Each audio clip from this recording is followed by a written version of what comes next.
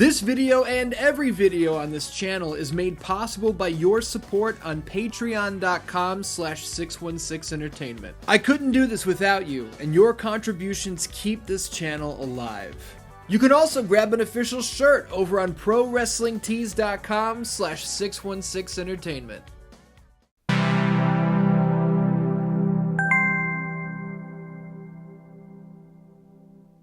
What's up, Dan-Dans? My name is Ian. Welcome to a very special episode of Mortal Kombat Monday. Here today, you're going to get an in-depth review discussion podcast on the 1997 live-action feature Mortal Kombat Annihilation.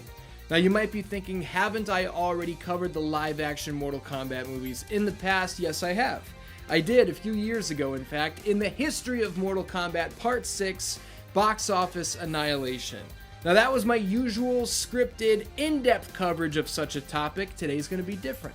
I'm going to be joined by the one and only Captain McKay, who is not only my favorite stop-motion animator, not only the best stop-motion animator in the business, who has covered such topics as Teenage Mutant Ninja Turtles, Marvel, DC, Godzilla, Mega Man, Street Fighter, pro wrestling, and everything else in between. But he's my go-to guy when we do these movie reviews. Captain McKay and I have gotten together to review the Mortal Kombat film from 1995. We reviewed Godzilla vs. Kong. We reviewed the Snyder Cut of Justice League. And listen, for a long time, those were exclusive to patreon.com/616entertainment. But they're actually up on the public podcast feed now, which you can get on Spotify, SoundCloud, Apple Podcasts, anywhere you listen to such fine audio shows. Captain McKay and I are about to go in-depth on Mortal Kombat Annihilation in a way that nobody else ever has. And by that I mean this review is longer than the movie itself.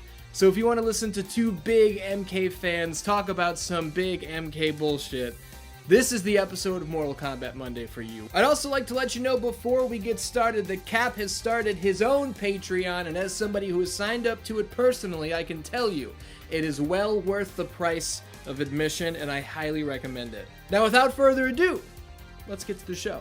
I put together a little pre-recorded intro for the Dan-Dans, so they know what kind of episode they're getting into here today. But what are your kicking off words here for this review of Mortal Kombat Annihilation? Is there anything more appropriate to say than, "It has begun"? Dude, I'm so excited to be doing this, and we talked about doing this review a long time ago. We did a review way back on the 2021 Mortal Kombat movie, and then that same year we reviewed the 1995 live action film. Why did it take us a whole year to get to Annihilation? What's wrong with me? I don't know, but I'm glad we're here now. We're fresh into a brand new viewing of Mortal Kombat Annihilation, which, I mean, it doesn't take a lot to convince me to put this movie on. So when I heard we were going to be doing this, I was like, perfect. This is a great time for me to revisit this classic. It's no exaggeration then if I'm saying that I've been waiting for a very long time to do this, to talk about this movie. So, yeah, this is big. I'm with you 100% when I say it doesn't take much to get me to watch this movie. And I think it's on HBO Max for anybody who's interested. All the Dan-Dans can watch it before they listen to our review podcast here, as if they haven't seen it already. But I put it on and I actually thought, I thought two things. Number one, this might be the 100th time I've seen Mortal Kombat Annihilation, which is out of control. And number two, this is without a shadow of a doubt my favorite bad movie of all time. It's hard to argue. I don't know if I've hit 100, but I'm definitely in at least the 30s for watching this movie. It comes on at least once a year, usually more. It's one of those things where, you could put it on, and it does not take long before you're entertained. Within 5 minutes, you're hooked, whether you want to be or not. You're watching this movie and just being whether it's for the point of view of I need to appreciate just how awful this is, or I need to be along for this ride because this looks like so much fun just to pick apart and just to have a good time just lampooning this movie. So whatever reason you pick for watching this movie is is always the right reason. I have in my notes that instead of Annihilation, they could have easily called this movie Mortal Kombat Relentless Assault, because that's what this movie is. Like, I think the worst thing a piece of entertainment can possibly be is boring. And this movie allows no room for boredom anywhere. There's not a breath, there's not a blink of downtime. It's boom, boom, boom, boom, boom the whole way through. There's no room to breathe. You're absolutely right about that. It's like not a second passes that gives you like any time to be like, all right, what just happened? And I think you'll find that as we talk about that, if you actually take time to think about what just happened, you'll realize it doesn't make any sense. So they have to move on to the next thing as quickly as possible before the whole thing falls apart. That's my take anyway. And speaking of the whole thing falling apart, I wanted to set the scene a little bit, but this is where I come in and say, welcome to Mortal Kombat Monday. My name is Ian. I thank you very much for watching. Joining me for yet another long-form movie review is the one and only Captain McKay. This is the one that I've been waiting for. I couldn't be happier to be here. We've discussed, like you said at the beginning, we talked about Mortal Kombat 2021. We talked about the original Mortal Kombat. We've talked about the two animated ones that came out in the past couple of years. And now, finally, the main event, the creme de la creme of Mortal Kombat live-action content. Maybe the crap de la crap. Yeah, well, probably. I want to tell the Dan-Dans who are listening right now that if they are fans of Mortal Kombat, if they are fans of stop-motion animation, that you head over to youtube.com/CaptainMcKayRandom, because you, my friend, have put together what I believe is the quintessential Mortal Kombat stop-motion animation on the platform, which has choose-your-own-destiny endings. There's branching paths that they can figure out wherever they want to go. Scorpion's got Sub-Zero in trouble. How do you want to follow it up? I am a big fan of it, and I want to let you talk about it for a second. Well, yeah, it's a project that I put together. I want to say it went up probably about 2 years ago at this point, as we speak. Which is insane that that's 2 years ago. Yeah, definitely. It's. I think I just realized that the other day because I looked at it, and I was like, I wonder when that was, because I feel like it was around this time last year that I was doing it, and I was like, no, it was this time 2 years ago. Jesus. But, like pandemic rules apply, and really time just obeys no rules during that. So, 2 years old it is. And basically, like you described, you start the video, you watch it, and then at the end you get a couple different branching paths. And depending on where you go, you could watch totally different scenarios unfold, and you get different fatalities, a couple different characters show up if you go to different locations. I wanted there to be rewatch value, and, if you come back to it the next day or, like, a little while later and do a whole different path, you're going to get a totally different ending, and I had a lot of fun putting it together. That's big business right there. I had a lot of fun watching it. You had a lot of fun putting it together, and we are about to have a lot of fun with this review podcast of Mortal Kombat Annihilation.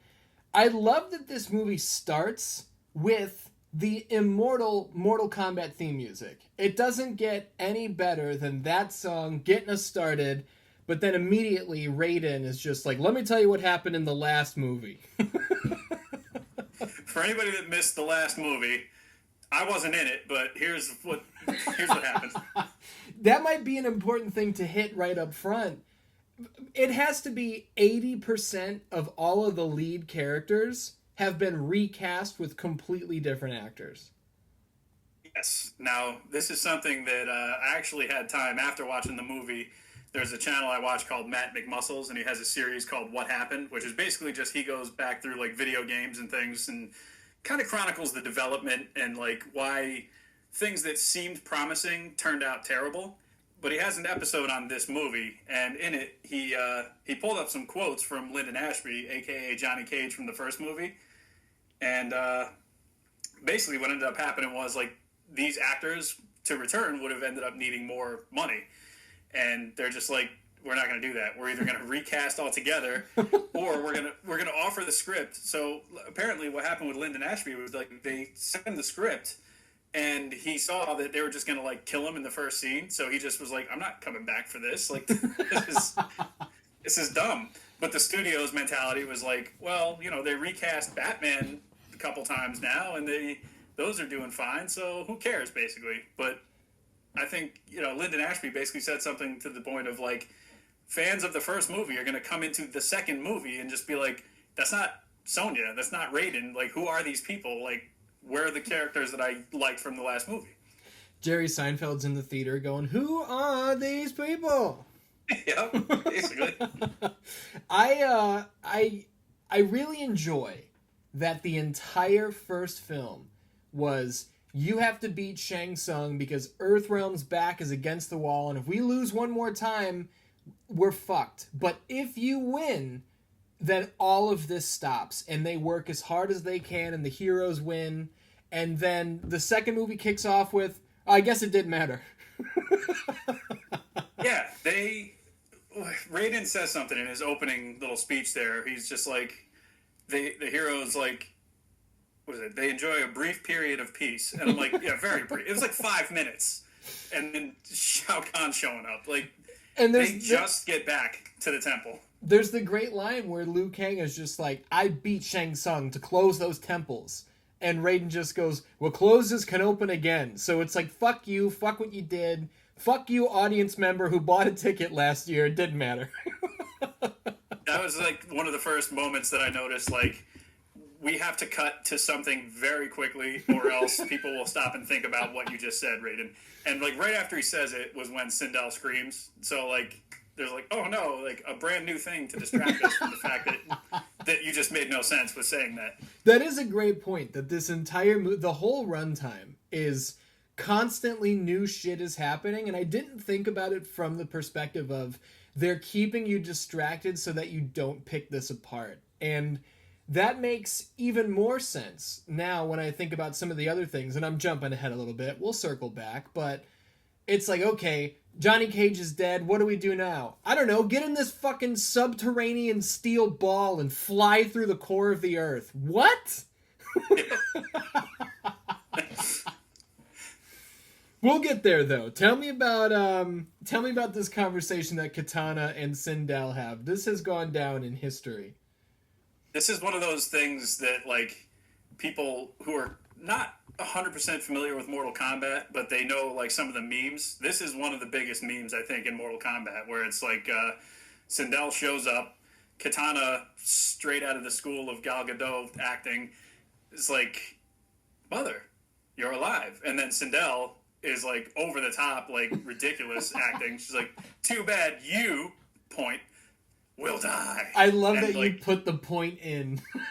Yeah, well, you have, it's an audio podcast, so I did the point, realized nobody could see me doing the point, so I had to emphasize it somehow. It's so funny that you bring up Gal Gadot, because I have in my notes, I was like, holy shit, Katana, whose name, her fucking real name is escaping me right now. Talisa Soto? Talisa Soto, that's exactly it, you're right. Mm-hmm.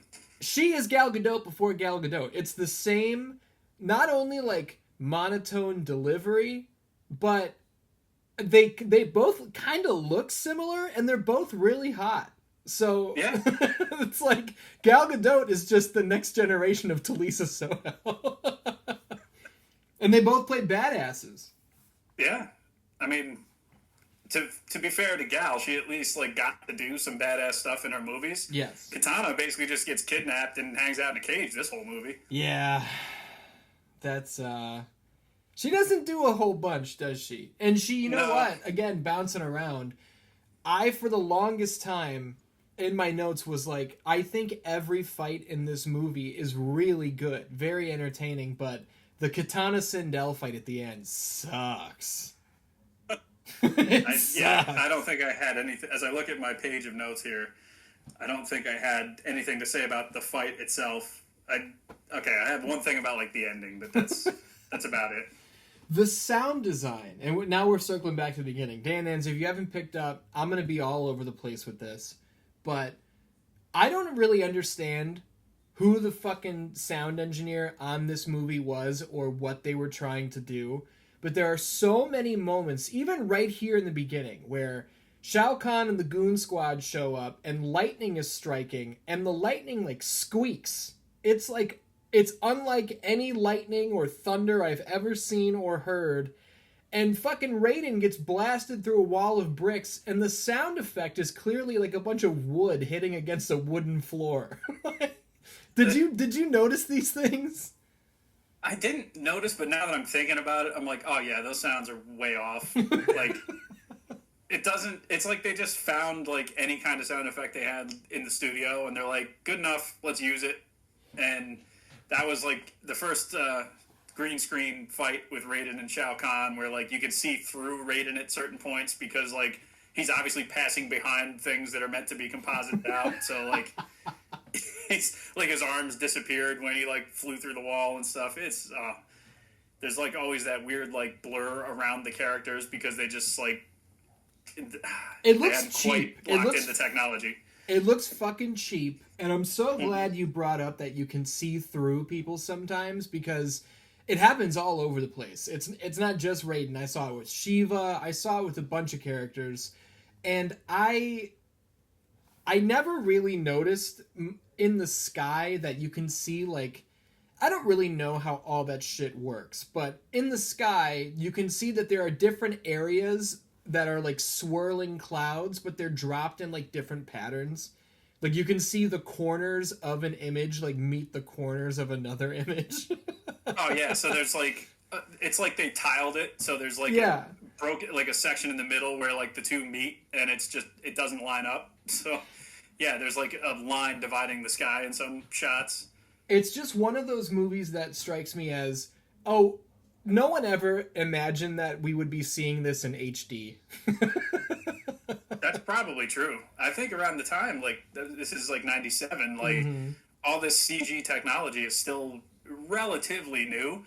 And so they're probably thinking, like, nobody's going to be looking out for any of this. They're just like, whatever. Like, it's the state-of-the-art stuff. Nobody would ever, in their right mind, start critiquing this. And now, you know, with the way it is now, with, like, movies just able to pretty much seamlessly blend anything together, this definitely shows signs of age. Do you remember the first time you saw Mortal Kombat Annihilation? I believe I was probably at Mountainman's, like, family's house when we were in, like, I want to say, like, 8th or 9th grade, maybe. And, like, I don't know if we rented it or if he had it, but, like, we just watched that. We did a double feature of this and Spawn. Nice. So, oh, man, I came away with a new understanding of true cinema after that night.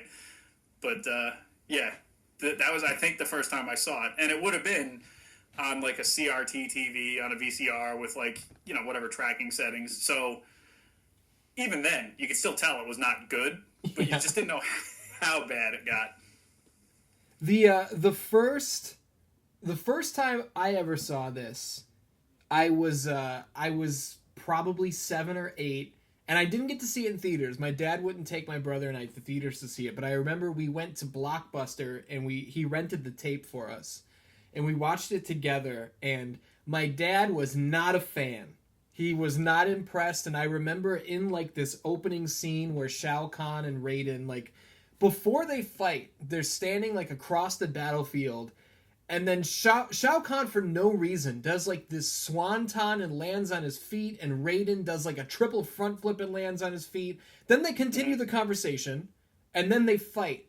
And my dad was like, "This is Power Rangers. Come on, this is Power Rangers." Like, he kept saying, "This is Power Rangers." Like, I think my dad, like most adults at the time, probably assumed, you know, blood and guts, fatality, finish him. And he was like, who are these goofs doing these flips? Yeah. Yeah, a lot of flips on display in this movie. I also noticed when Raiden did his, like, flip to go meet Shao Kahn there, he, like, dove over all of, like, Ermac and Rain and all those guys.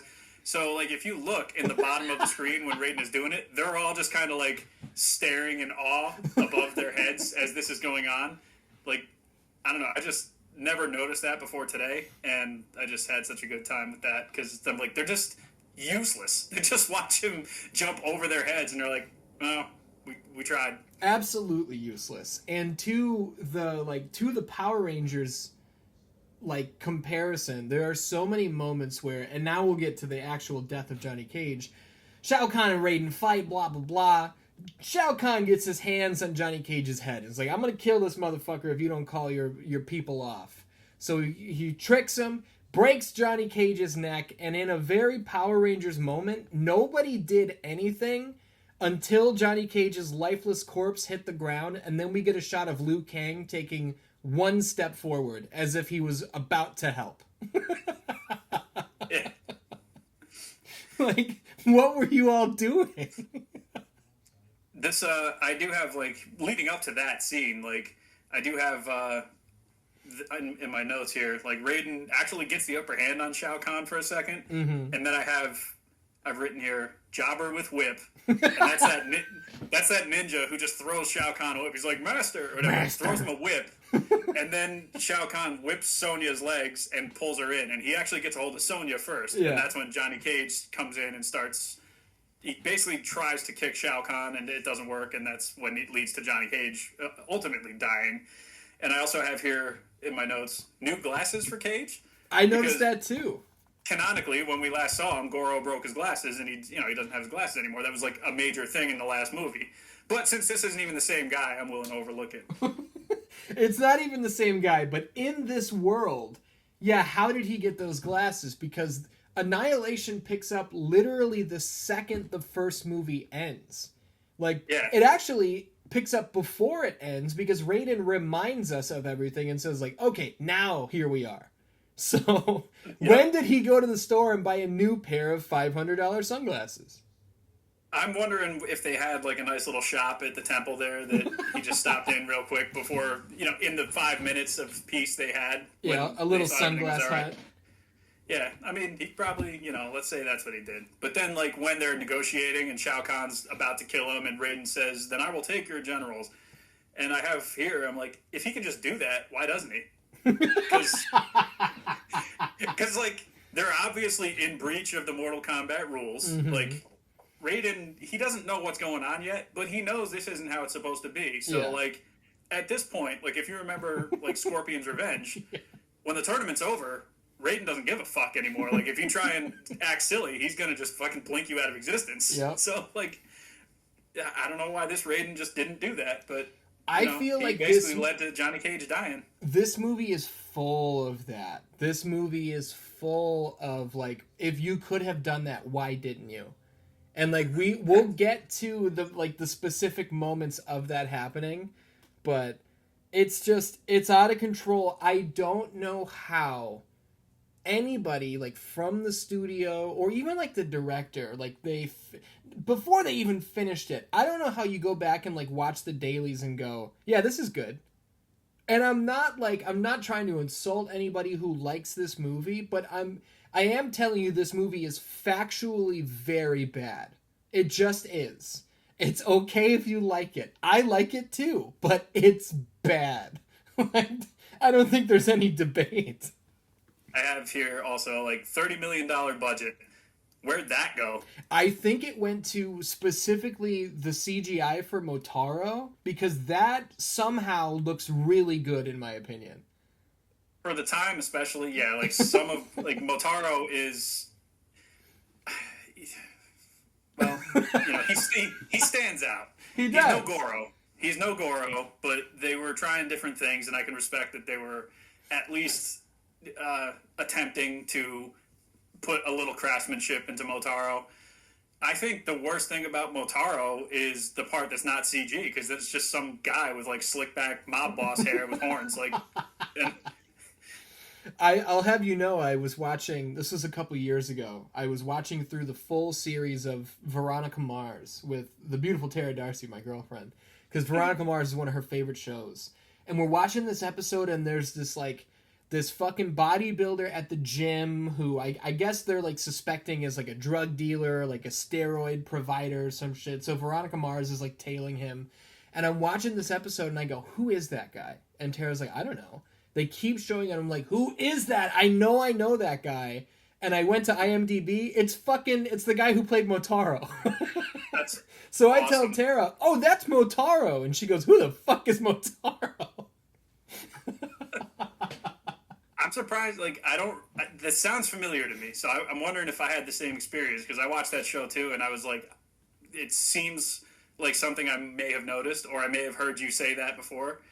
But I know, like, a lot of these actors have shown up on Buffy too, like, and they're all over the place. So, like, Shao Kahn is in, like, one of the episodes working for Angel at one point, and, like, Sindel is, like, I don't know, turning into a, like, a praying mantis in the basement and eating people or something. Like, it's a whole freaking thing. But, like, all these actors, they are, they're living up to their pay grade here. Okay, you know what? And we'll take a pause from going through the plot for a second, and let's just do it. You brought up Motaro is just kind of a guy with slick back hair. Let's just run through the cast and talk about all the characters and all the cast, and then we'll get back to the plot. Let's start with Shao Kahn. Is it just me, or, and I don't know this actor's name, he always plays really good bad guys. I should have researched it. I don't remember. I knew it once. Is it just Brian Thompson? Brian Thompson. Is he too fucking handsome to be playing Shao Kahn? I think he's probably, like, more conventionally good looking than Shao Kahn had ever been considered. Because at this point, when this movie was made, was Shao Kahn, like, ever pictured without a helmet on? Like, any kind of... I feel like if he was, it was maybe in, like, an instruction manual, or, like, maybe the booklet of Mortal Kombat 2 or something. I have, like, a vague memory of that, with that really cool, like, hand-drawn artwork. And yeah. He definitely was, like, bald, but with red eyes and fucking horns on his head. And I think he had really sharp teeth. Like, he clearly was not just a man. Yeah, he had, like... I think I'm remembering that too. Like, it might have been like because there was Malibu Comics going on at the time. And it might be stuff. that. Because it kind of like they kept that going forward to like MK11 when you see Shao Kahn without his helmet on. Mm-hmm. It's very similar to that early kind of. He wasn't just some guy like with the skull mask on. He actually was like kind of a creature looking design.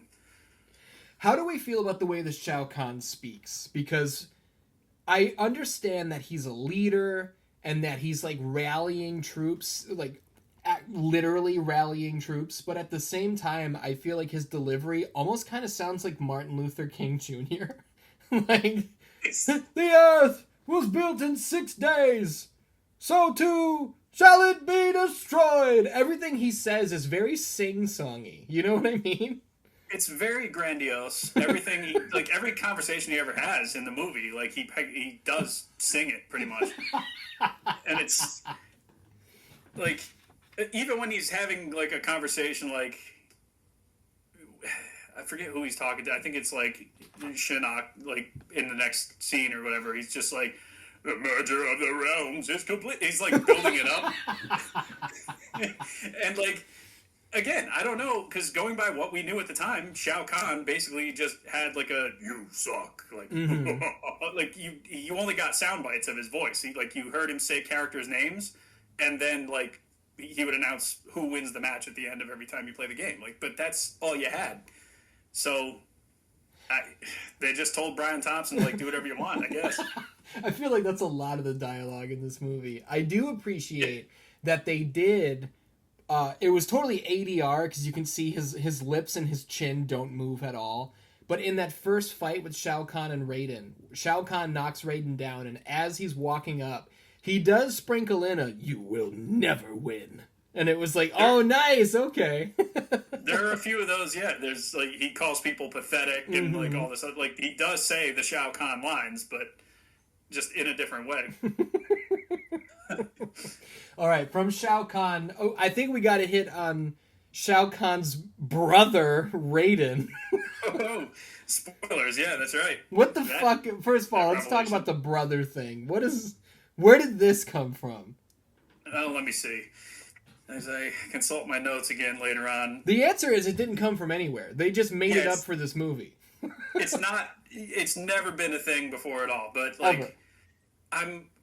I'm almost more willing to overlook that because this is 97. Mortal Kombat 1 was like 92.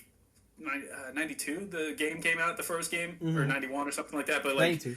So we're still pretty pretty fresh to the Mortal Kombat franchise, and there's only been one movie before, so they're kind of still making it up as they go along because the video game doesn't give you like a ton. So they're probably just like, whatever, let's just wing it. Who cares? They didn't expect that the game series would probably carry on until like all these years later. But all I have in my notes is Raiden, quote, BTW, I'm Shao's bro, LOL. He does kind of drop it like that too. What do we think about, and again, I did all this research when I did the fucking History of Mortal Kombat Part 6. I don't want anybody to come at me because I don't remember names. How do we feel about Dexter's dad playing Raiden here in place of Christopher Lambert? James Remar. Horribly miscast. Yeah. He in Dexter, from what I remember, I never saw much of Dexter, but I watched specifically episodes with him in it because I like him for a bunch of different reasons. But he played that role very well, where he's kind of like, literally a father figure, but like a mentor to Dexter once Dexter starts figuring out that he's different from other people and all this other stuff. In stark contrast to the way that he plays the mentor in this, which is just making shit up as he goes along, basically. But yeah, then he's also been in Sex and the City. He was like a recurring boyfriend of Samantha, and he had a lot of character moments in that, and the actor was great for that because he's good at playing those kind of roles. He's not good at this. No. And honestly, I'm not even trying to bury him. With this script, I don't know who would have been good with this. Like, Christopher Lambert is so fucking cool. He might have been able to make something out of this, but holy shit, is Raiden terrible in this movie. Like, you must stick together. We must believe in each other. The power comes from within. Like, this is all paraphrasing. But then, halfway through the fucking movie, he gets a goddamn haircut and changes his clothes, and now all of a sudden he's this young, hip, cool guy. What the fuck is going on with that? I don't know. Like, I mean, that's the thing that later in the movie, actually, well, when we get there, we can go a little more in depth to it, but I do have written in my notes that he comes back with his Cody Rhodes hair and he's ready to go. Adrenaline. Thunder God. Hit me with... Okay, we know about... I don't think there's much to say about Liu Kang. Same guy. One of the few, along with Katana. Like, the only two that stuck around. How do we feel about Sonya here in Annihilation? She, as far as, like, the recast characters go, she's probably, like, the least bad.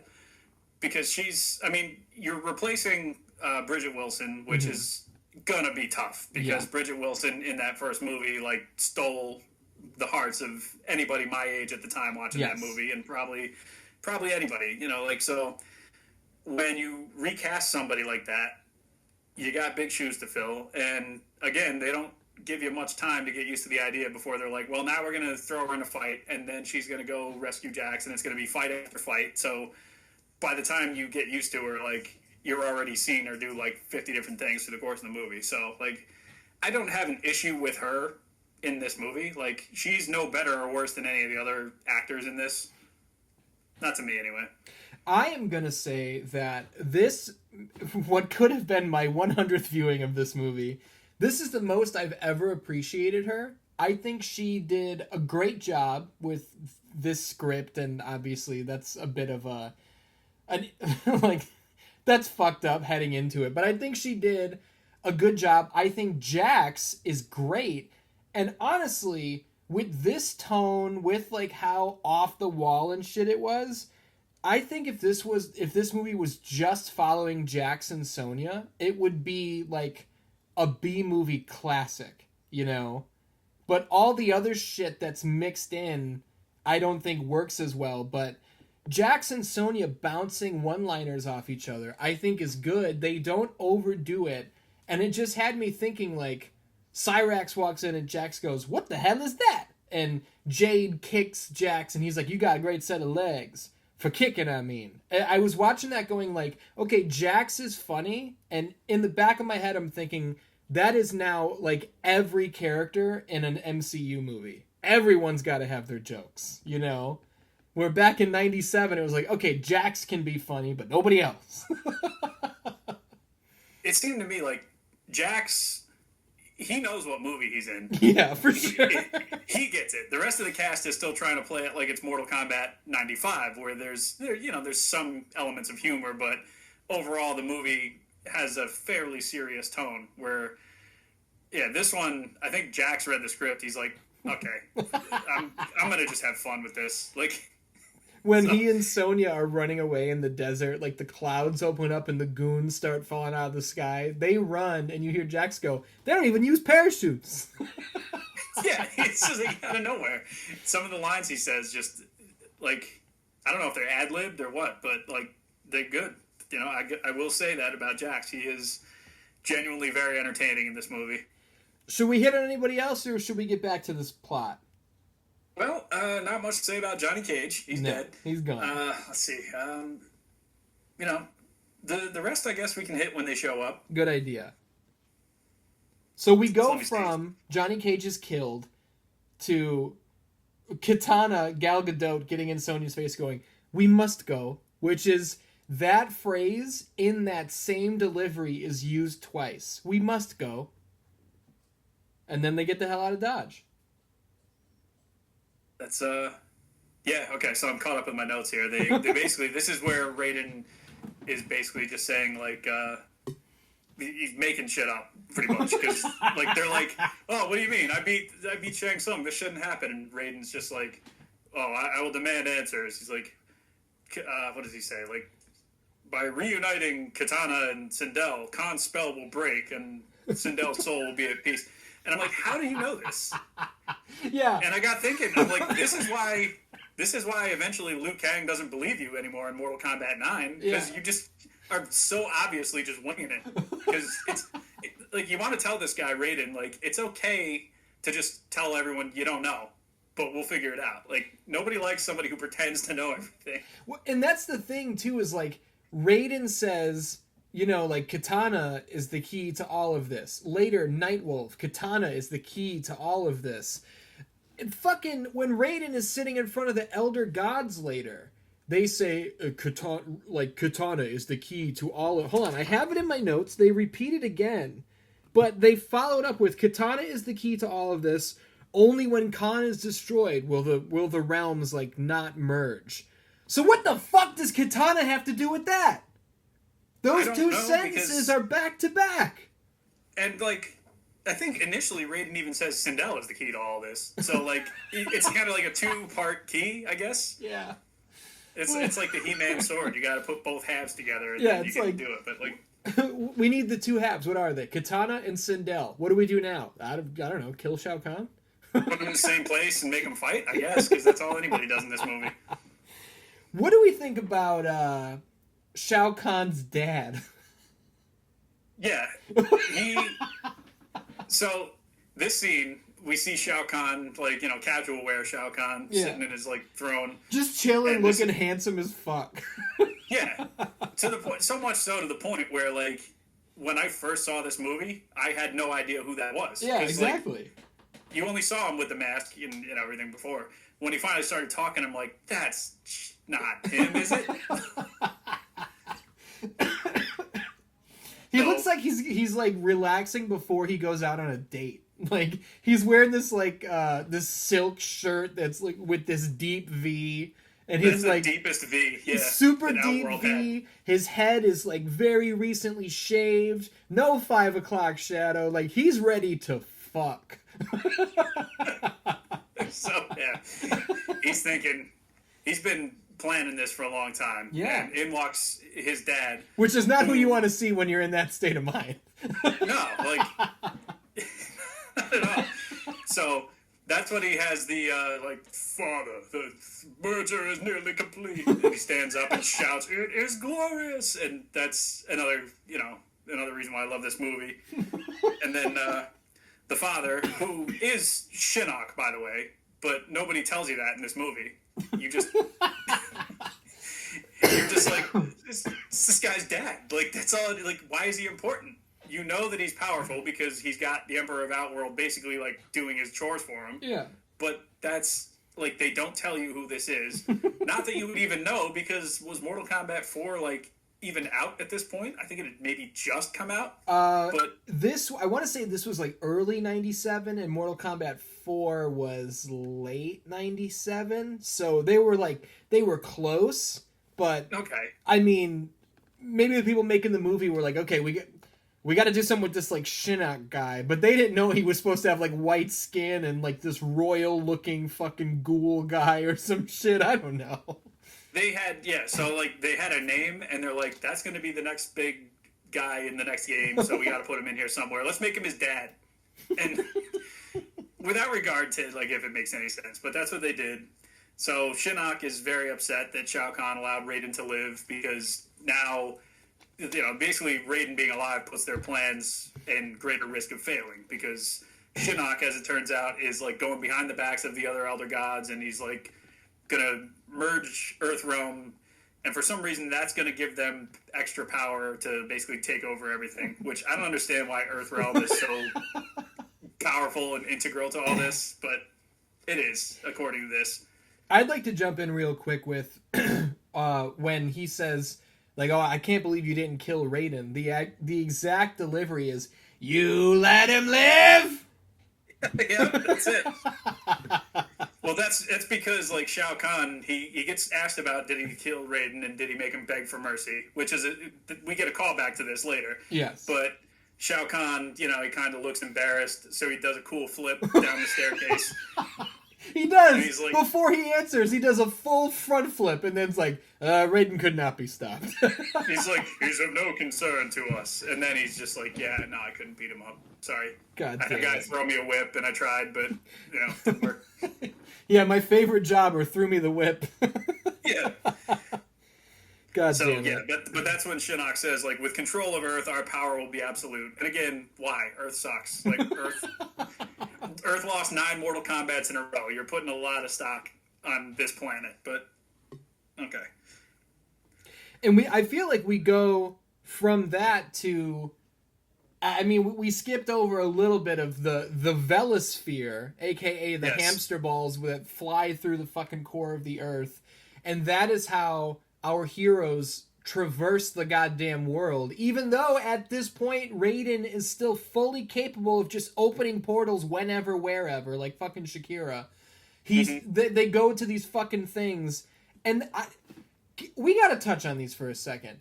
This has to be one of those situations where if the Dan-Dans are not familiar with this story, there's a famous story of a time that Kevin Smith was hired to write a Superman movie, and the executive's name escapes me. But there was this guy who worked, he was like one of the executives that was like, I want a big goddamn mechanical spider in this movie, and we're going to call it a Thanagarian snare beast, and Superman's going to fight it. Long story short, that movie never got made, but like 2 years later, Kevin Smith was at the movies. He was seeing Wild Wild West, and Will Smith wound up fighting a goddamn mechanical giant spider. And Kevin Smith was like, hey, he got his Thanagarian snare beast. Like, it wasn't where he wanted it, but he did eventually get it. So to me, I'm wondering, who really wanted the Velosphere in a movie? Didn't even need to be this one.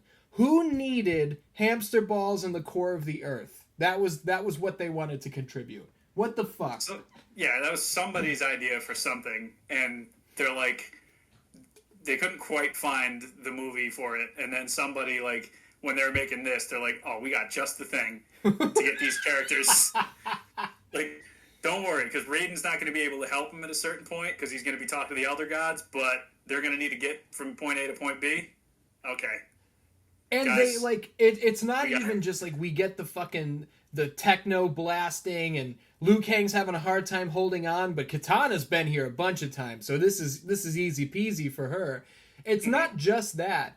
Liu Kang, while they're in the ball, flying 1,000,000 miles an hour, he's like, what do these do? And she's like, oh, they're powered by the temperature of the Earth's core rising. Turn to the left! It's like, oh, so now we get to figure out how these work. Like, someone really loved the Velosphere. at the same time as Liu Kang, like our audience POV character, he's like, "Tell me what this is doing," and like we're learning right as he's learning, and then she says like, "What is it like? Turn left hard or whatever." Yeah. So if he didn't turn left hard enough, they would have smashed off that wall and fallen into the lava. There's your movie. But like, luckily he figures it out. He catches on quick. I want in the story mode of Mortal Kombat 12. I don't necessarily need to be in the Velosphere, but I do think there should be a stage where we are fighting over like a ledge, there's lava underneath us, and there are holes in the walls of the background.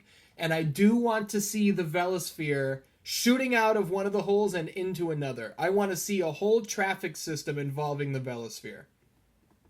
I thought you were going to say, I want in the story mode a quick time event where if I mess up, I hit the wall of the Velosphere and fall into the lava and I die. Even better. And I want someone to say, what do these do? God damn it. Where do we go next? I think that's when Raiden drops off Sonya, which means that they had that same awkward sexual tension between the two of them. Yes. But like they were in the same Velosphere going from one end of the world to the other.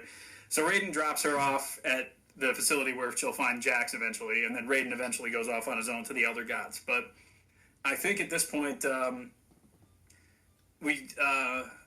think we're with not Shao Kahn, Liu Kang and Katana first, and they get ambushed by smoke.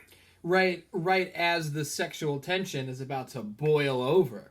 That's right. Liu Kang says, I'm not going to lose you too. And right before they smooch, here comes Smoke in his cyber form.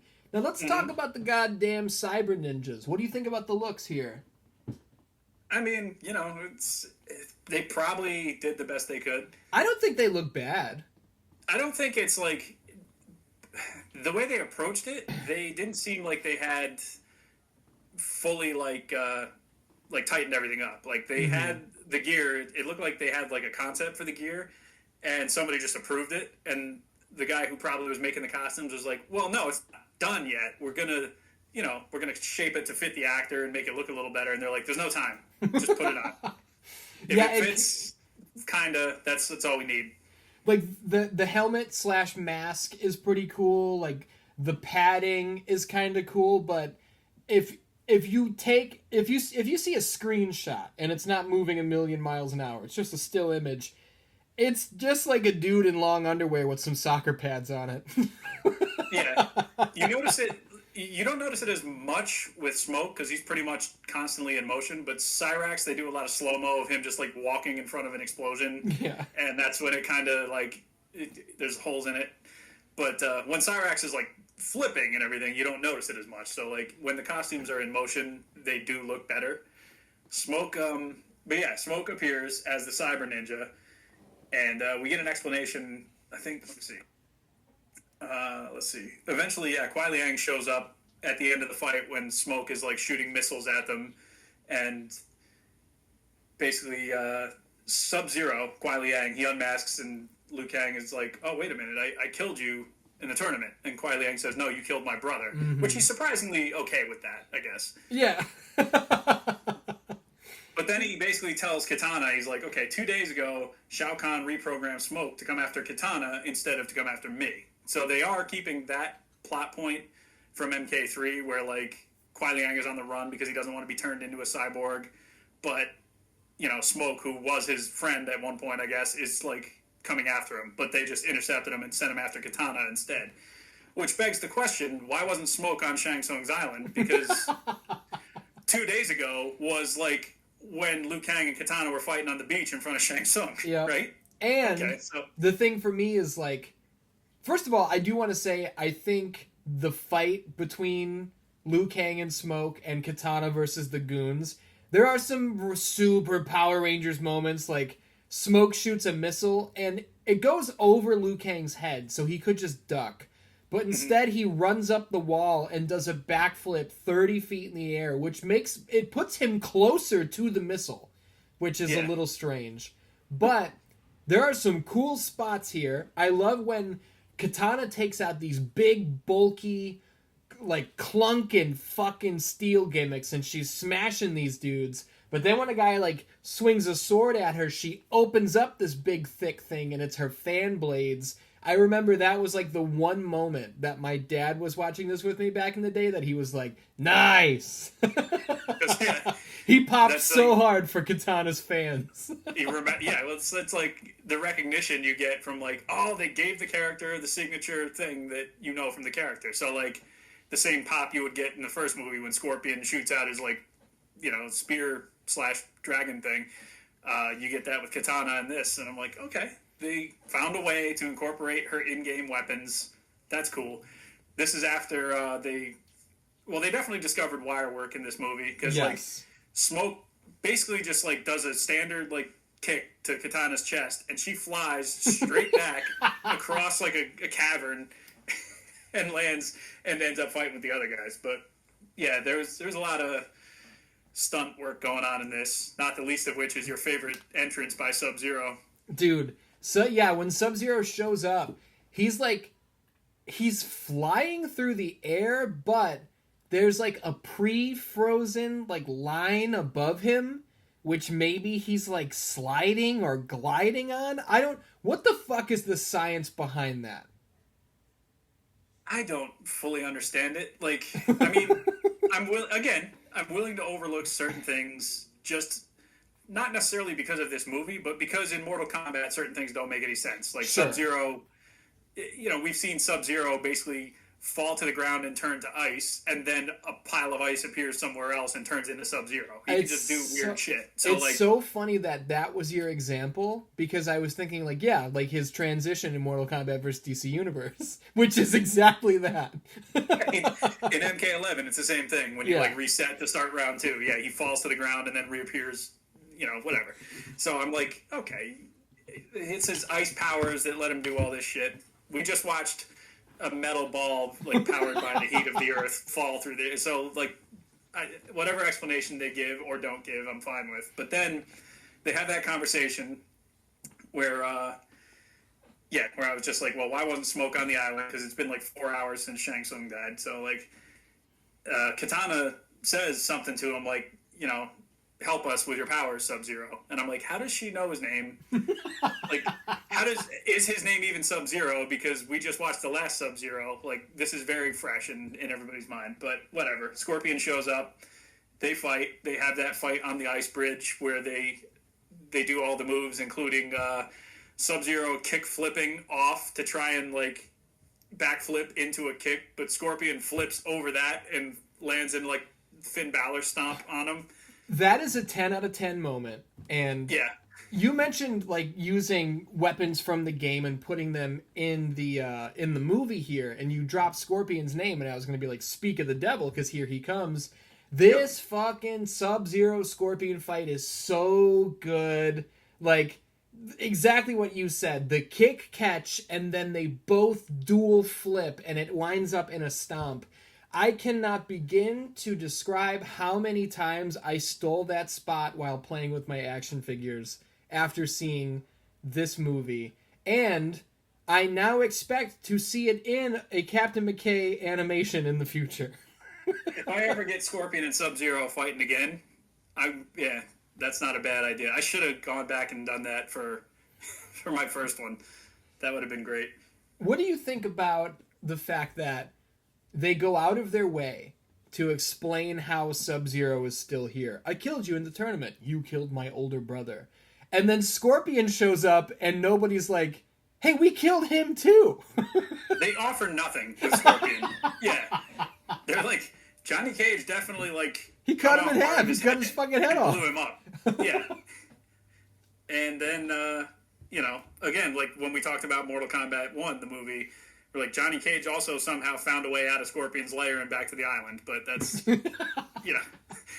So, Scorpion, apparently, I'm willing to go with the fact that he's a, like, demonic entity. He's a wraith, so, like, he could have reformed himself or been reformed by, Shao Kahn's magic or whatever. Mm-hmm. My bigger problem with Scorpion in this movie is that for a guy who's basically, I would say, probably the face of Mortal Kombat to, like, the average human, like anybody that plays video games or recognizes characters, he shows up, he has one good fight scene, and then you don't see him again for the rest of the movie. I have in my notes, I go, where do Sub-Zero and Scorpion go?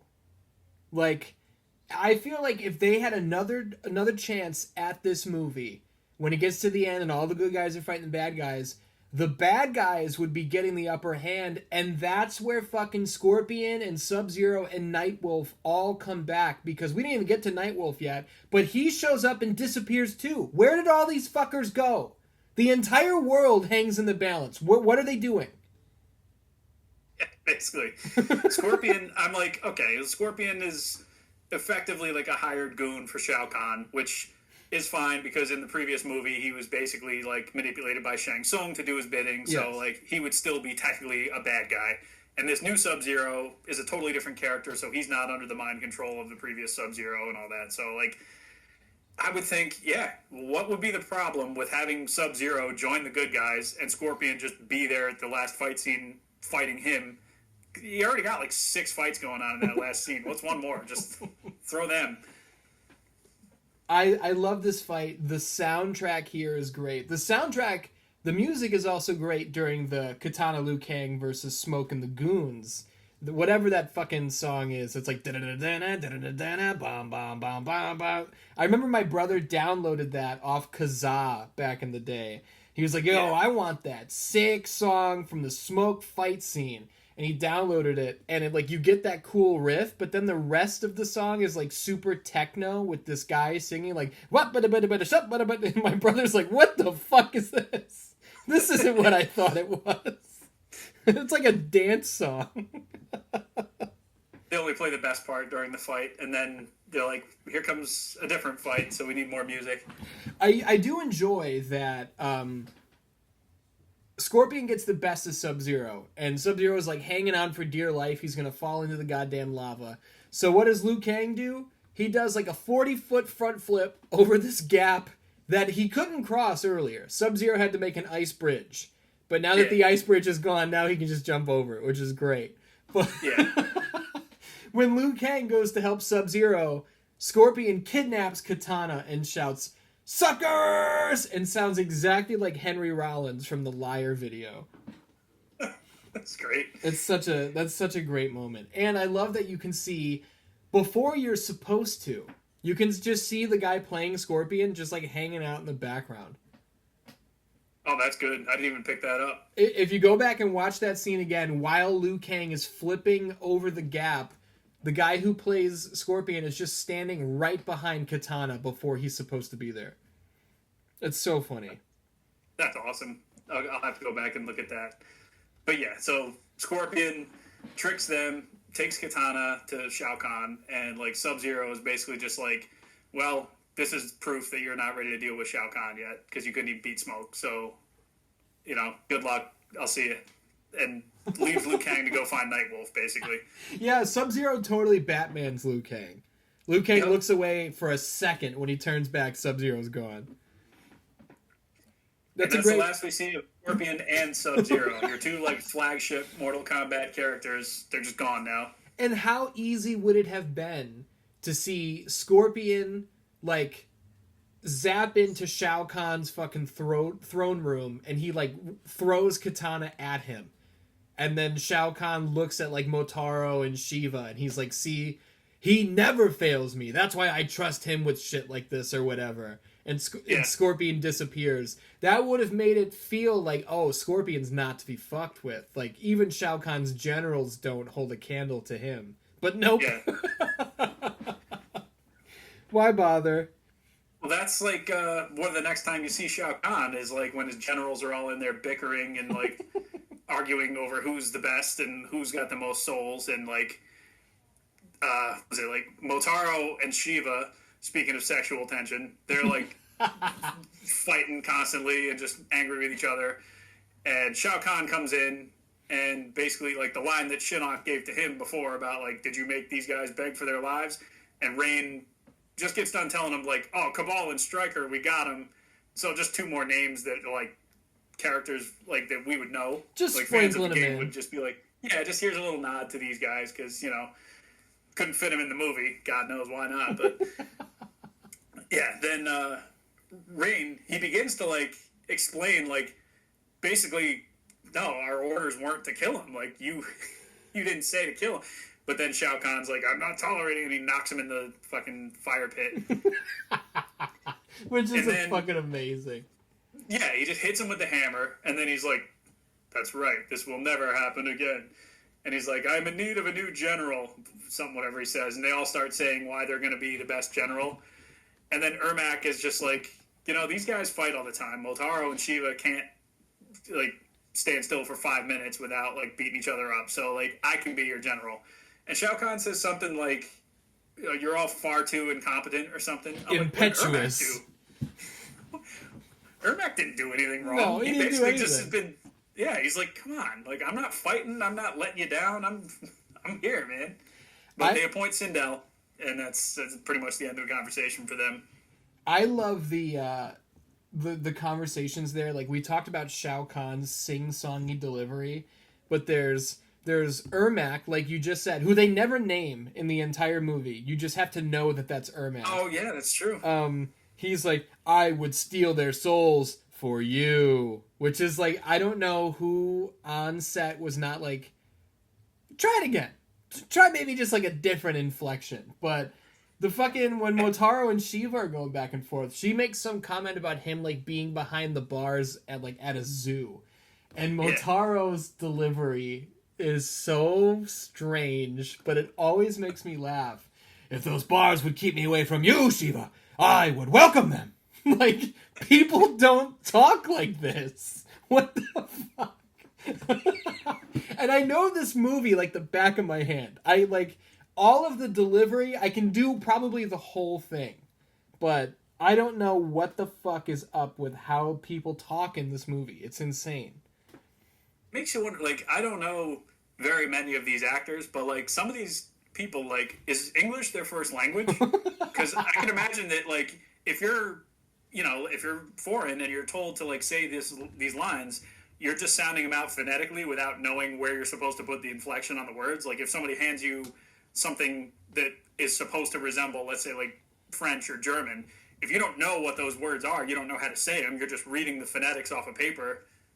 So I'm like, maybe it's like a situation like that. Are these actors like, I don't know.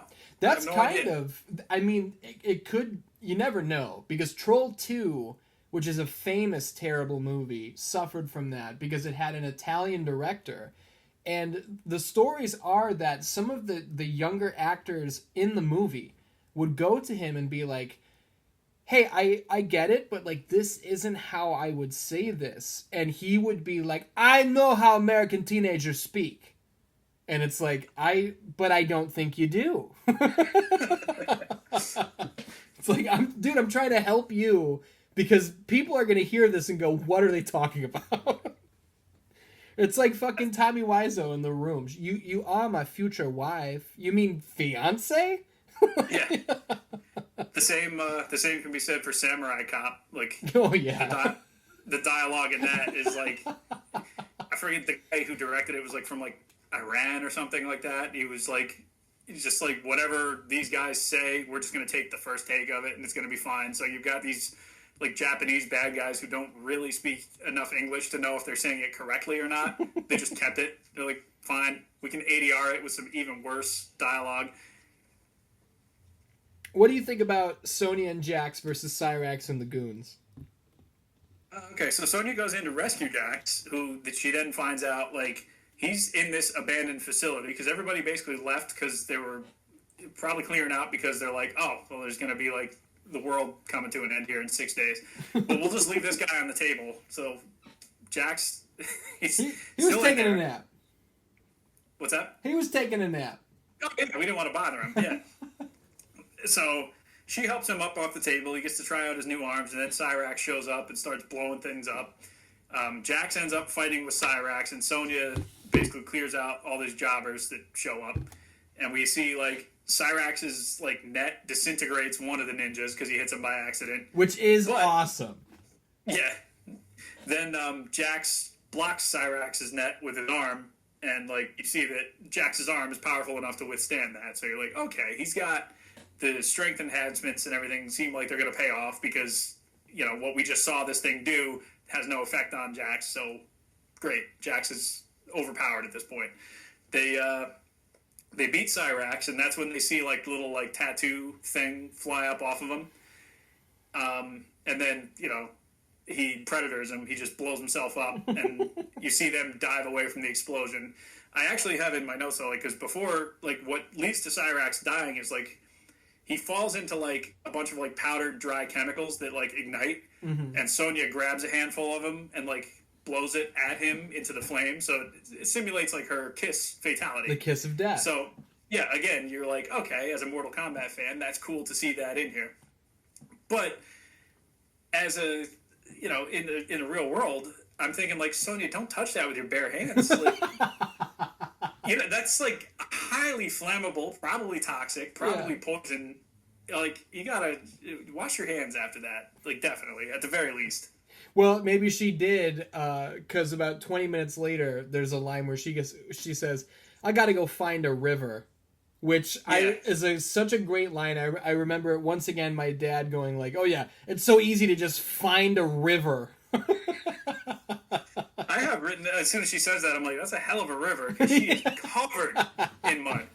I really enjoy this fight, and I want to put over whoever the fucking fight choreographer is, because there are some, like the flip kick stomp deal we talked about.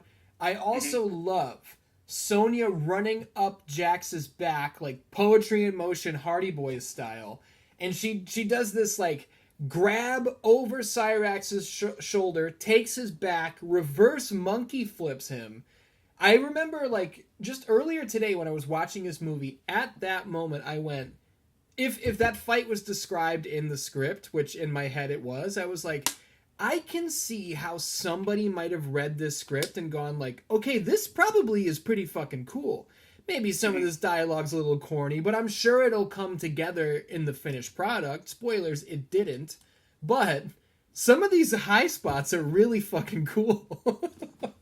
There was that. There was like when Jax is fighting with Cyrax, like Jax like kicks the table over to him, and Cyrax like flips over it and lands on the table and tips it forward and like kind of attacks him from there. I'm like, oh, that's pretty cool. Like, they're using their environment to the best that they can, which ends up actually working in the end, because the fatality, like, they use all the hazards around to just like do the kiss of death fatality, and then it, the whole building blows up, and Jax and Sonya jump away from a green screen, and they move on.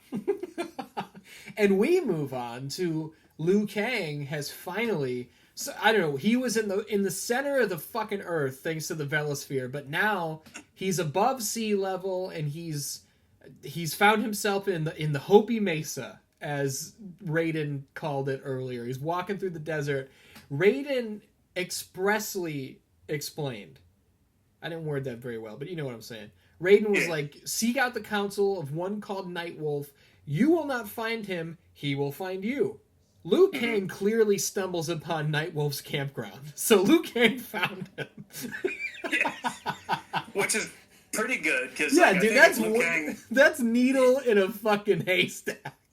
Yeah, considering Liu Kang was just at the center of the earth like 2 scenes ago, it's like, well, I don't know if Nightwolf can find me here, but that would have been a hell of a thing if Liu Kang couldn't get out, and then a Velosphere shows up and Nightwolf steps out. God damn it! So Nightwolf shows up, and he's in his wolf form, tackles Liu Kang, and they wrestle around. Liu Kang gets free, and we see Nightwolf transform back into a person, and there's a little bit of CGI where the head is still a wolf, which I think is kind of fucking cool. It looks cool. And then go ahead. Yeah, in my notes I have like sick ass 90s CGI wolf effects. Yes, but it's my Animality. Yep, exactly. Nightwolf immediately, instead of saying like oh, I could have killed you if I wanted to, or like, oh, you're the one Raiden sent. No greetings, no nothing. Nightwolf goes, pretty cool, huh? It's my Animality. And I'm like, oh my god, this was written by and for 5-year-olds. Yeah. Like, Jesus Christ, this dialogue is just out of control. Nightwolf, like, I have it written, he looks the part, but He does. he acts nothing like you would expect from Nightwolf. Now, I'm going by like what we know about Nightwolf now. So when you play through MK9 and MK11, like Aftermath, like Nightwolf acts a certain way. He's a proud warrior, he's noble, and he's like above board with everything. But this Nightwolf is just like dickhead, like he's a total bro. yeah, he's like yeah, turning into wolves and shit. Yeah, he was definitely cracking beers on that campground. Yep, I'm surprised they didn't leave cans littered all over the place and just like Liu Kang finds is like, what? God damn it! What's going on with this? But yeah, so like he basically says like, so you're Raiden's champion. Like I've seen better, but I've seen worse. And Liu Kang's like, well, if you know who I am, you know I won Mortal Kombat. And I love, like, Nightwolf's like, don't get cocky. Yeah, the oh my had god. rules. Like, it's so out of control. Yeah. Oh, man, it's so good. But then Nightwolf ends up saying that Liu Kang has to pass 3 tests to be able to beat Shao Kahn, basically. And the first one is courage, which is a.k.a. find your animality. And Liu Kang is like, I don't have time for this. We need to get through this. And so Nightwolf knocks him out. And in his dream state, Liu Kang basically like finds the control within to like summon his animality. That's what we're given. And basically like a dream haze, you see his face kind of turning into what we know would be the big dragon from Mortal Kombat 2 and 3 and like all of his his animality basically. I want to throw in when he first gets knocked out and goes into the dream state, the first thing he sees is super sexy Katana like walking toward him, and I was like, yeah, I mean, I'd probably dream about that too. Yeah, look at as we've never seen Katana look in these movies because we've always seen her in like with the ponytail and the braid and like the basically the Katana uniform. Yeah, like the gear. So she's coming out looking like she's like dressed ready to go hit the town or something. I'm like, wow, okay. She's dressed like the woman that Shao Kahn was waiting for when his dad showed up. Yeah. God damn it. Oh, man.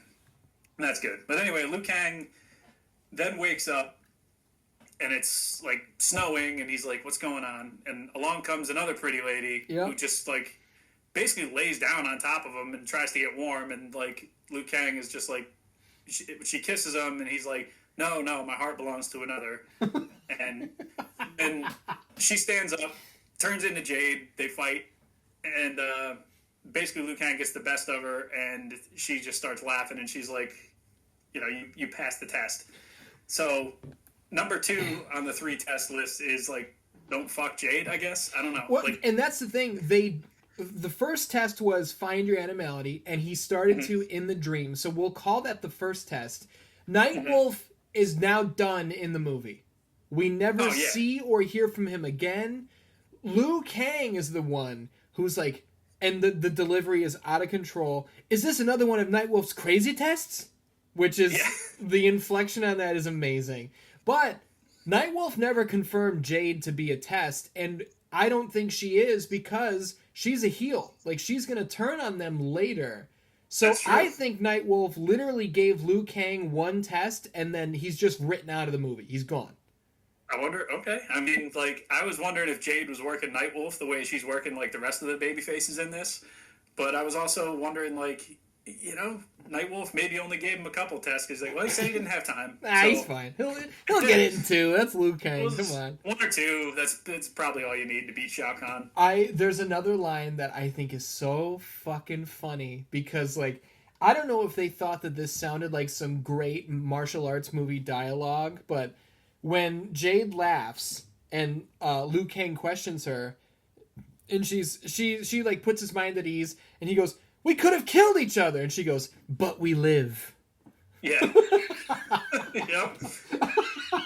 I also noticed, like, during the fight, when Jade has, like, Liu Kang pinned to the ground, they reuse the same close-up of her kind of looking down, like, sneering, like, grinning at him. They do indeed. Like that shows up a couple times. And also, she fucking threw her sharpened, pointy staff spear thing right at his fucking head.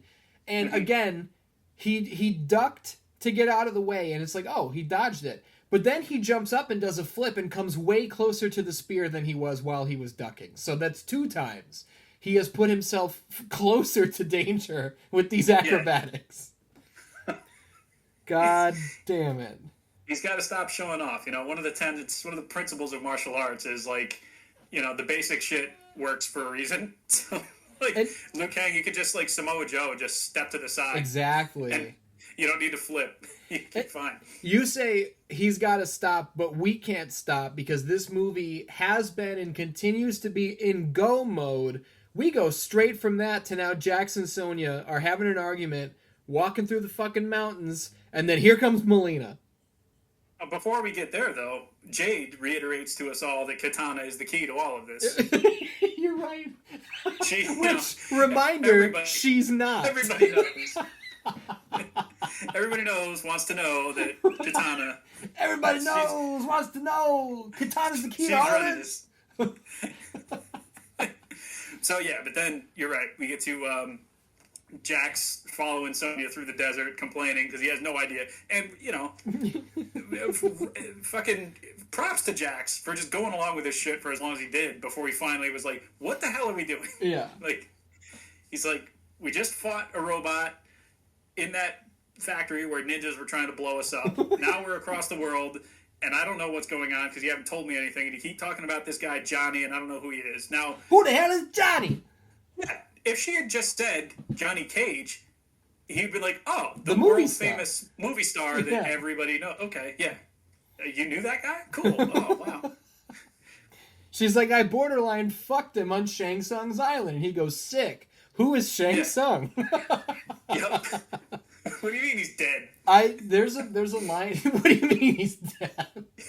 There's a line in here that I always misunderstood when I was a kid. It's a part where Sonya is telling Jax about, basically Armageddon is coming, and Shao Kahn this, Doom Squad that. And Jax's response is, if you keep talking to me like this, I'm a split, all right? If you keep saying this mumbo-jumbo, I'm leaving, is basically what he's saying. When I was little, and for years, I didn't think he said split. I thought he said spit. I thought that it was so crazy that he would have no choice but to be like, ha, phew. Which doesn't make any sense, but I find quite entertaining. Like Iron Sheik, just disapproving of things. He's like, ha, you talking to this? I'm a spit, all right? They do end up separating. They do, and that's when Sonya finds her way into a little pit. A fantastic mud pit. This big statue, with a monster statue looking down at her. And suddenly, somebody comes diving in behind her with size, knocks her down, and she's like, Katana? And then this character, who we know as Molina, says, you wish. Which I love. Yeah. And starts, they have their fight. They roll around in some mud. And yeah, they do. Yeah. This was my dad's favorite scene, by the way. Nice. I have in my notes. I have one note about this: Molina versus Sonya. Never see teeth. This is just for sexy mud. Yes, it is. So yeah, I'm like, Molina. They dropped the ball on having the shock value of Molina taking off the thing, and it's not a beautiful woman; it's a monster, face. But they didn't bother with that. They just threw her in the mud instead, and then the CGI monster the statue turned into a monster. Jax punches it and basically tells Sonya, you're looking good in mud. Which he's correct about that. And yes, the CGI monster that comes out of the statue, this looked bad in 1997. Oh yeah, this absolutely. Did not even look good then. And people might hear that, but if you weren't there, you don't understand. Look, not that it's the best movie of all time, but the 1998 Godzilla came out less than a year after this. Compare those two images side by side. You know what I mean? Yeah, definitely. And I will concede the point that had definitely a much, much larger budget. Sure. And it was much more of a spectacle. But with this, you would have been fine just having Jax come and make the save when Molina's about to bite Sonya's head or something. Sure. You don't need the CGI monster, because basically the end result is going to be the same. Molina gets knocked out, the little tattoo thing flies off of her, and they're like, oh, that's the second time we've seen this, and yeah, okay, weird, but you look good in the mud. Oh, go find a river. I'll go find a river. Yeah. Like, you didn't need the monster, so your budget there, you could have saved some money and not had fucking shitty CGI. And like I said, when I first saw this, I watched this the same time as I saw Spawn, which also had terrible 90s CGI, like, Violator monsters and everything else. And it's just that era of CG, they hadn't quite figured out how to restrain themselves. They're like, we can do anything. And they really couldn't. And, like, that shit is just... It didn't age well at all, but it didn't even look good at the time. I don't know, man. There are certain things that are not, like, up to snuff, but there's charm. Like at the in Superman from 1978, when Krypton explodes. When you watched it in the theater, I assume, I obviously wasn't alive yet, or when you watched it on VHS, you couldn't tell. But when you watch that shit on fucking Blu-ray, you can see behind Krypton exploding, you can see the wrinkles and the black curtain, But some things age well with charm, like that, and some things look like this monster from Mortal Kombat Annihilation. Yeah, like, I mean, you could make the comparison to, like, video games of the time would have been N64 and PlayStation 1. Yes. But, like, the thing is, like, for all the advancements those games and that technology had made, they weren't matching movies anywhere near it at that point. So, like, what looked good on N64, you couldn't put it in a movie. So by taking a PlayStation 1 cutscene monster and putting it in this movie, it's not doing anybody any favors. And you're left with kind of this really jarring, off-putting statue monster that comes up out of the wall. And it's very much a sign of its time. There's no real charm to it apart from now that we watch it and appreciate it for just how terrible it is. And that thing, it's not anything. It's not from Mortal Kombat 2. It's not from Mortal Kombat 3. There's no such thing that looks like that in 4. Or pretty much anywhere after. Whoever was making this movie was like, what if we put, like, this thing in it? It's almost like the Velosphere. Like, what the fuck is that thing? I was going to say, it's from the same script that had the Velosphere, had monsters that turned into statues or whatever. Like, that's... Yeah, I don't understand why they kept doing that in this movie, but it definitely adds to the overall presentation. What do you think about how Sonya kills Molina? Like, they wind up, like, on the ground. Sonya's got Molina's arm trapped, and then she kicks her real hard in the face, and I guess Molina's dead. And I remember as a kid, again, I'm 7, 8 years old, and I am used to falling in the pit and decapitations and shit. That's how you kill someone. Yeah. And I remember saying to my dad, like, that killed her? And my dad's like, I don't know, broke her neck. Yeah, there's, like, the deaths in this movie are, well, I mean, like, they're all, like, bloodless as far as I'm remembering. Like, you know what? Most I don't know if there's a drop of blood. You know what? I don't think so. Raiden, later, right at the end, when Raiden gets blasted off the fucking, like, castle ledge, there's a little bit of, like, dried blood in one of the wrinkles on his neck. But that's about it, I think. So that's what we get. But that might be the only blood. Holy shit. Yeah, like so you have no visual indicator of whether the character is dead or not, because most time they, like, either blow up off screen or, like, like they get fed to a big monster and they totally disappear. Yeah. Just shit like that happens. So, I guess a good kick across the face is enough to do Molina in. Hey, man. It is what it is, I guess. Yeah, embarrassing. So from here, do Jax and Sonya meet up with Liu Kang and Jade immediately, or do we get Raiden talking with the Elder Gods first? We get Raiden first, because when Jax and Sonya eventually meet up with them, that's when Raiden also reappears. So, like, you're right. Now we're with the Elder Gods. Raiden basically, like, asks, like, how is this happening? And they're like, what do they say?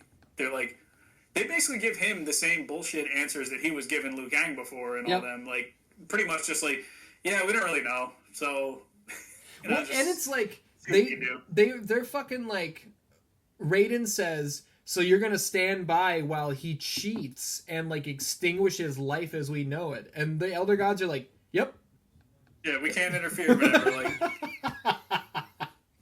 God damn it. So they basically hit him with like, well, what closes can also be reopened. yeah, like, oh my god. He's like, that's but then at the end they're like, would you basically put your mortality on the line for these people? Do you care about them that much? And you see him kind of like contemplating and reflecting whether or not he would do that.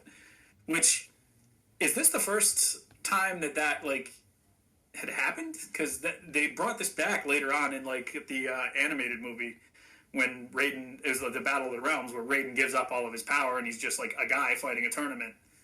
And they also do it in Mortal Kombat 11. Yes, that's right. So Liu Kang can become Fire God Liu Kang, and Raiden's eyes are no longer white. He has like normal pupils and shit like that. But I do believe, yes, this is the first time Raiden ever traded his immortality and stepped down as a god. So and here again, I'm going to say once again, if we can fucking borrow this for the games, there's no reason we can't borrow the Velosphere. I'm just putting it out there once again. Yeah, you can play with canon. You can have any number of classic. Oh, imagine a stage fatality with a big CGI monster from the wall that eats you. Dude, imagine the stage fatality of as the Velospheres are passing over like a lava river, you throw the person and the Velosphere is going so fast it just like disintegrates them. But then the Velosphere also falls into the lava and the innocent passengers are burned alive as well. And then swallowed by a fucking lava dragon or some shit. You just kill some people, like going to a different part of the world. And that's where it kills several people, so that's where we can borrow the mortality from Shaolin monks. See? Yeah. You're thinking, you're connecting a lot of dots here. Now you're thinking. So yeah, this is when Raiden basically makes that sacrifice, and he gives up his immortality and all of his power. Well, he has some of his power, I guess. But so Jax and Sonya find Liu Kang and Jade, and this is where like Jax tells Jade that she's got a great set of legs for kicking.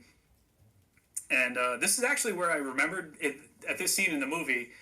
You know how in like MK11 you could like change your loadout like character names and stuff. So like basically the styles would change.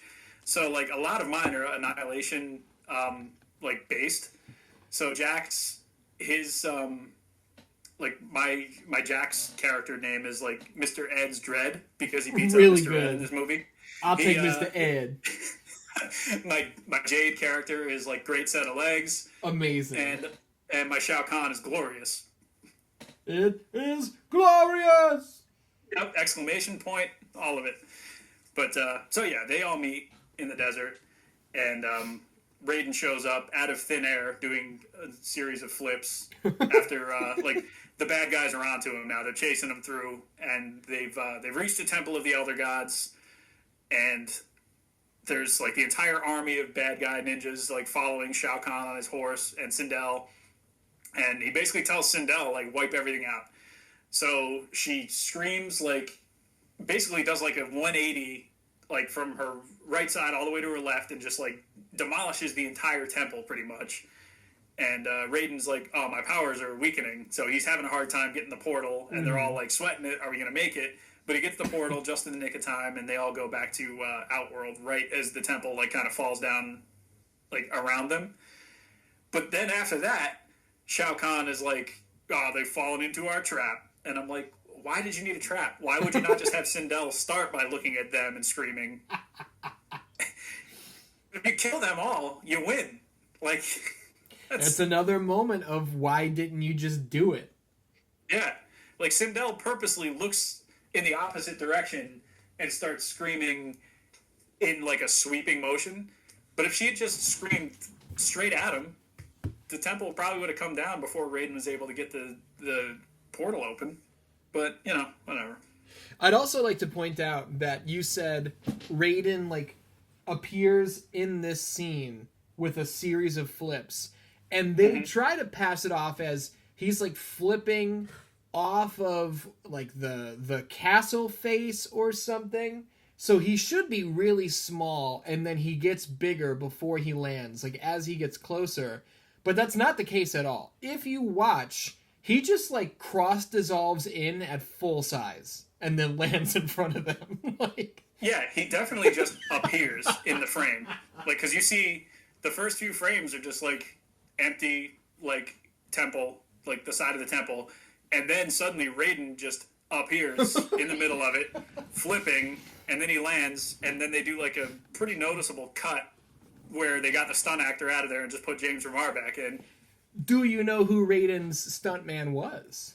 Oh, yes. It was Ray Park. It was of Darth Maul and Toad fame from Star Wars and X-Men. How about it? Yeah. I mean, you could do a lot worse than him. He's awesome.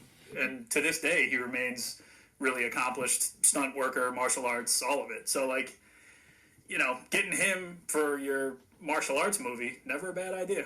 And if you want to see Ray Park get some face time and not just be a stuntman or under all of that Darth Maul makeup, just watch Mortal Kombat Annihilation, because in a little bit, Raiden is going to fight 3 reptiles, which we'll get there, and it's Ray Park for 90% of the fight scene, and they make no attempt to cover it up. Absolutely not. Just...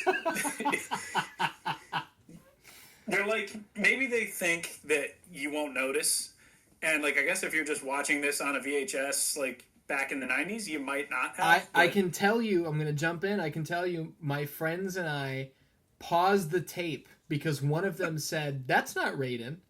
We noticed as children on the tape that it was bad. So. Oh, okay. Well, then, they've failed. But yes, this Raiden, they end up in Outworld, and they're all, like, basically looking for, I think, Edenia, which turns out is just, like, one little palace. Because I think Liu Kang says something like, oh, this must be Edenia. Like, it's like the size Katana, of a Walmart. Katana told me that I'd find it here, or whatever. And so that's when Sindel shows up, and there's all the reptiles. Okay, yeah, so now we're here. Sindel is going to deal with... She's going to fight all the good guys at the same time. Raiden is going to fight 3 reptiles. Now, I don't know about you, but I have never understood why there are 3 fucking reptiles. And I don't want anybody in the comments to say, well, maybe that's not Reptile. They never call him Reptile. It's the green ninja suit, and they are using the exact same sounds that Reptile made from the last movie, and they recreate the scene where Reptile does a flip through a hole in a wall. It's goddamn Reptile, but there's 3 of them. Why? It's the same mask too, with like the mouth open with the teeth and everything. Yeah, it's Reptile. Why are there 3 of them? I don't know. Like, you could have done. And again, you know, I'm going back on fantasy booking this trash can movie, but like you could have just put Tarkatans there, yes, and then had Baraka main event his fight scene or whatever. But you could have just had like default Tarkatans, because Reptile at this point he was still pretty well protected in Mortal Kombat. You know, he was still the secret character. He was in MK2. He wasn't in MK3, so you know there was like, where is this guy? What happened to him? And I think by this point, I think Ultimate MK3 had come out, so Reptile's back, and all the ninjas, you're like, wow, where'd they go? What happened to them? And there was still an air of mystery around these ninjas.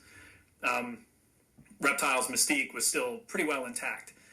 So to have them come out here, 3 of them, and just get beat up by fucking Ray Park, like, I don't understand the logic. I don't know if anybody told the movie producers, like, hey, you know, Reptile's the name of a guy. It's not like a series of people in the same mask. Like, I don't know. I don't get that. Yeah, they treat him like he's the fucking Putty Patrol from Power Rangers or something, some shit. Yeah, and again, like, you know, generic. You've been using generic ninja bad guys this entire movie. Why not just put them here too? Let them do it. Somebody had a bone to pick with the palette swap ninjas in this movie. Like, Sub-Zero and Scorpion get a cool fight scene. What's the payoff? There is none. They disappear. Rain is there, gets jobbed, doesn't throw a punch, doesn't nothing, jobbed, gone, killed by his own boss. Come on now, Reptile gets to lose 3 times, and here's the thing: there are 3 reptiles. We see the one he gets, and I do appreciate this. He got uppercutted through the ceiling, which is straight out of Mortal Kombat 3, so I do like that. But I feel like that's the only reptile that we see die. What the fuck happened to the other 2? I couldn't tell you. I know there's there's a whole display of them just like kicking in front of each other instead of actually like. I'm like, you got to be a little closer for that. I think I'm gonna do a wheel kick. You do a wheel kick. I'll do a wheel kick. You do a wheel kick. There's a scene in Star Wars in Revenge of the Sith when Obi-Wan and Anakin are fighting, and at one point they're just twirling lightsabers in front of each other, like not actually trying to hit each other. And I'm like, why are they doing that? Like, this is meant to be like a blood feud at this point. These guys hate each other. Anakin hates Obi-Wan, and Obi-Wan is like trying to like, you know, bring his friend back around to seeing things the right way, and like, you know, it's a clash of life or death. But they're doing this shit, and I'm like, why is Raiden and Reptile doing this? Like, I don't understand this fight. Why they went the direction they went with Raiden beating up, you know, 3 reptiles. But so that's the fight we get. The fight we don't see is Sindel losing to Jade. Yeah, that is mysteriously absent, and then we find out why, because Jade turns on the good guys in a little bit. But I do want to circle back to something that we should have hit before this, is when Raiden shows up with the new outfit, his attitude has totally changed, and now he's cool guy, hip Raiden. And through the whole rest of the movie, it was just like, believe in yourself. Like, the unity as a team, like, talking specifically and only exclusively like that. And now, he shows up and he says to Liu Kang, it's a new look. Do you like it? He sprinkles in a little bit of wisdom, and then he looks at Jax and goes, what's the deal with your arms? Like, why he cut his hair, and now all of a sudden he's a dick? And he's like Mr. Cool? What the fuck? Whose idea was this? I think this is where, even as a kid, I checked out. I was I don't think I can care about this. I mean, like, at least he had a reason for the thing with Jax, because he's like, well, I don't mean to disrespect you. Your true power is, like, within. You don't need the enhanced arms or whatever. Like, and Jax is like, yeah, well, I'll stick with these, thanks, kind of. Yeah. But, like, it's Raiden still trying to, like, talk about the human's spirit and, like, you know, how they can overcome anything if they work together and, you know, basically just get their shit together pretty much. But, yeah, he does come kind of out of nowhere with that. He's like, here's this new guy I've never met before. I'm immediately going to just make fun of him. Like, God damn it. Okay, anyway, back to Outworld. Where are we now? Is this Jade turns? Yeah, Raiden beat the reptiles, and then we see Sindel's unconscious. And he's like, oh, who finished off Sindel? And Jade says she did. And Raiden kind of has a look in his eye like, yeah, that's bullshit, but we'll go with it for now. Like, I think Raiden's onto her. It looks like there's enough acting on James Remar's part to know that he distrusts this brand new person who just happened to show up at exactly the right time. I love the part where Sindel is revealed as, like, it didn't work, that this was all a ruse, and Raiden comes in, and he's just like, it can't be. And Sindel is already looking at him. But for no reason, she does a full 360, looks at him again and says, oh, but it can, and it is. What the fuck is this dialogue? What is this delivery? What was with the 360? That's coming up, because I jumped the gun. Liu Kang has to rescue Katana before that, which means he goes in, and he goes in, and Katana sees him. She's like, hey, you know, Liu, and then Baraka swings at him on a, like he swings through on a chain. Liu Kang dodges, and then like seconds go by, and Katana's like, "It's a trap, Liu. Leave." Like, yeah, which is get more Gal Gadot. Yep. It's a trap, like, Liu. Leave. Yeah, but like, if she had said that to him before, the obviousness of the trap, like, if Liu Kang had been facing the other way, like, he would have just gotten his head cut off, and like, that's she had. This moment is like I was just busting my buddy Castro's balls. Twitch.tv/Castropolis. I was busting his balls because I was watching him stream one night, and like they were playing fucking Call of Duty or whatever, and it was like him and his teammates. They were upstairs in this house. He was downstairs, and they were like trying to hold down the fort. I'm watching Castro's stream, and I see him. He notices these three guys that are in the woods, like 50 feet away. Castro comes up with this plan. He doesn't say anything, but he lets the guys come into the house. He shoots at them. They obviously kill him because it's 3-on-1. Only then does Castro tell his teammates they got in. Like, dude, when you see enemies in the distance, you have to tell your teammates, hey, they're over here to the east. Like, they're coming in. Yeah, they're gonna be getting in. He's already dead. They're going up the stairs. They got in. God damn it. Twitch.tv/Castropolis. So yeah, Liu Kang gets ambushed by Baraka.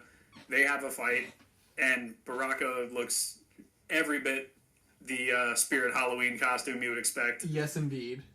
I'm trying to remember if there's anything that stands out about this fight. At one point, Baraka's like incapacitated, so other Tarkatans start swinging in, and Liu Kang like dodges their attacks by hanging upside down on a chain, and then he kicks them off of their chains, and Baraka and him somehow end up on top of Katana's cage. And somehow. Liu Kang and Baraka fighting on top of this cage, and Liu Kang ends up kicking Baraka, I believe, off the cage and into the fire, which they just used the same shot of Rain from before falling in the fire. So, Baraka turns into Rain on his way down and dies. And, do you have anything that stands out about that fight scene? Because all I can think of is Liu Kang grabs a sword and tries to sword fight with Baraka because he has those long blades, but then he just loses his sword like instantly. So a couple things stand out. One, you shit on Baraka's appearance, like he looks like Spirit Halloween, and he does. You can see the actor's human mouth from like in between the teeth of the Baraka mask. But two things stand out to me. Number one, Baraka gets Liu Kang down. He gets a full mount, and he scissors Liu Kang's throat with his fucking Tarkatan arm blades. And if he had just swiped his hands, Liu Kang would have been decapitated right in front of Katana. Shao Kahn's plan would have worked, so there's the third or fourth why didn't you just do it of this movie. Instead, he stayed there and like celebrated doing nothing. I don't know. But the other thing is, as you mentioned, like Baraka gets taken out for a second and then like other Tarkatans swing in. If you are not balls deep in this fucking franchise and with this lore, then you are looking at this going like, oh, so there was 3 of the green guy. I guess there's 3 of these guys too. Who are these triplets? Like, why are there so many triplets in this movie? But yeah, it's just the fucking the clip of Rain falling in the fire. You can see the hand come up to like try and safely guide the stuntman down. It's just out of control. The fact that it's Rain falling into the fire again kind of makes me think that maybe they shot a different death for Baraka that was later deemed like too violent for PG-13, or maybe it just looked like shit and they didn't know what to do, because I mean, this is like the 3rd or 4th time it happens in this movie, but the spatial awareness and spatial reasoning of Baraka falling at that angle and winding up all the way in the corner doesn't make any sense. But wouldn't be the first time that this movie made a mistake like that. They just don't give a fuck.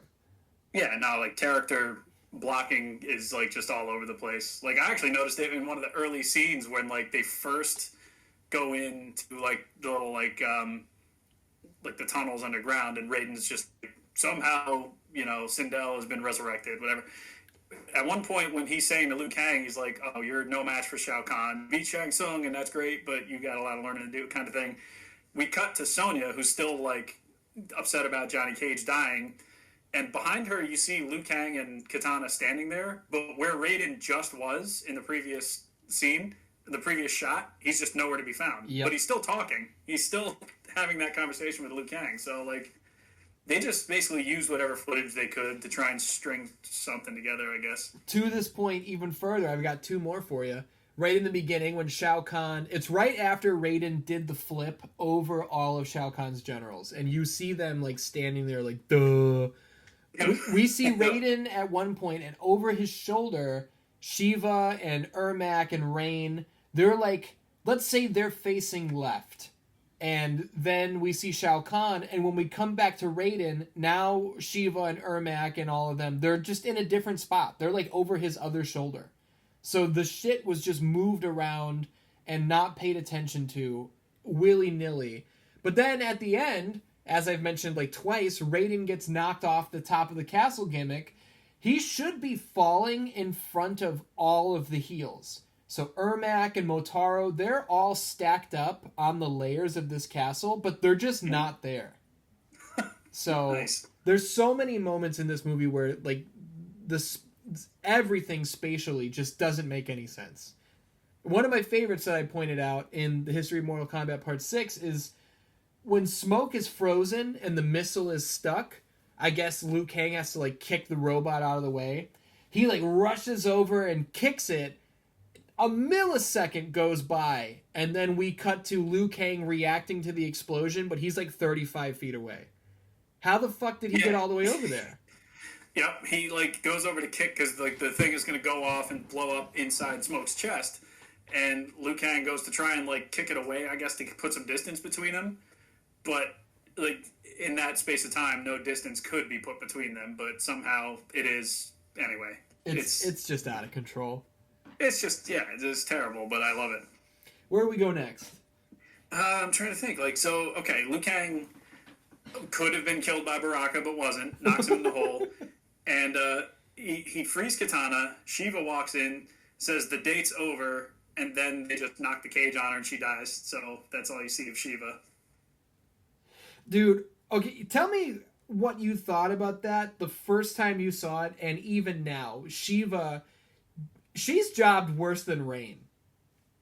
Oh, yeah. Like, I don't know that I had, like, too strong of an opinion on it, like, the first time I saw it or anything like that. I couldn't tell you necessarily, but watching it today, I get the impression like they forgot Shiva was in this movie, and they're like, "Oh shit, we got another character. We got to fucking tie up the loose end."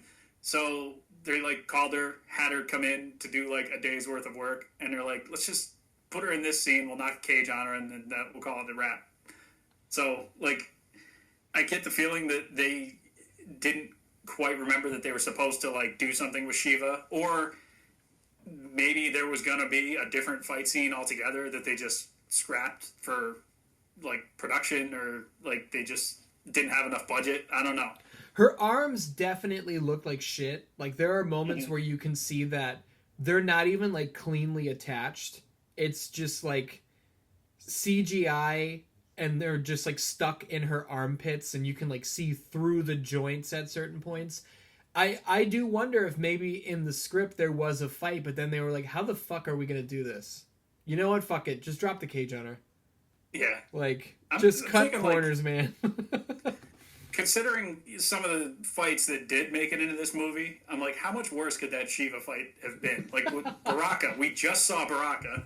Like, and with with Motaro, I put that over earlier, saying like I think that somehow Motaro's shit actually looks really good in my opinion.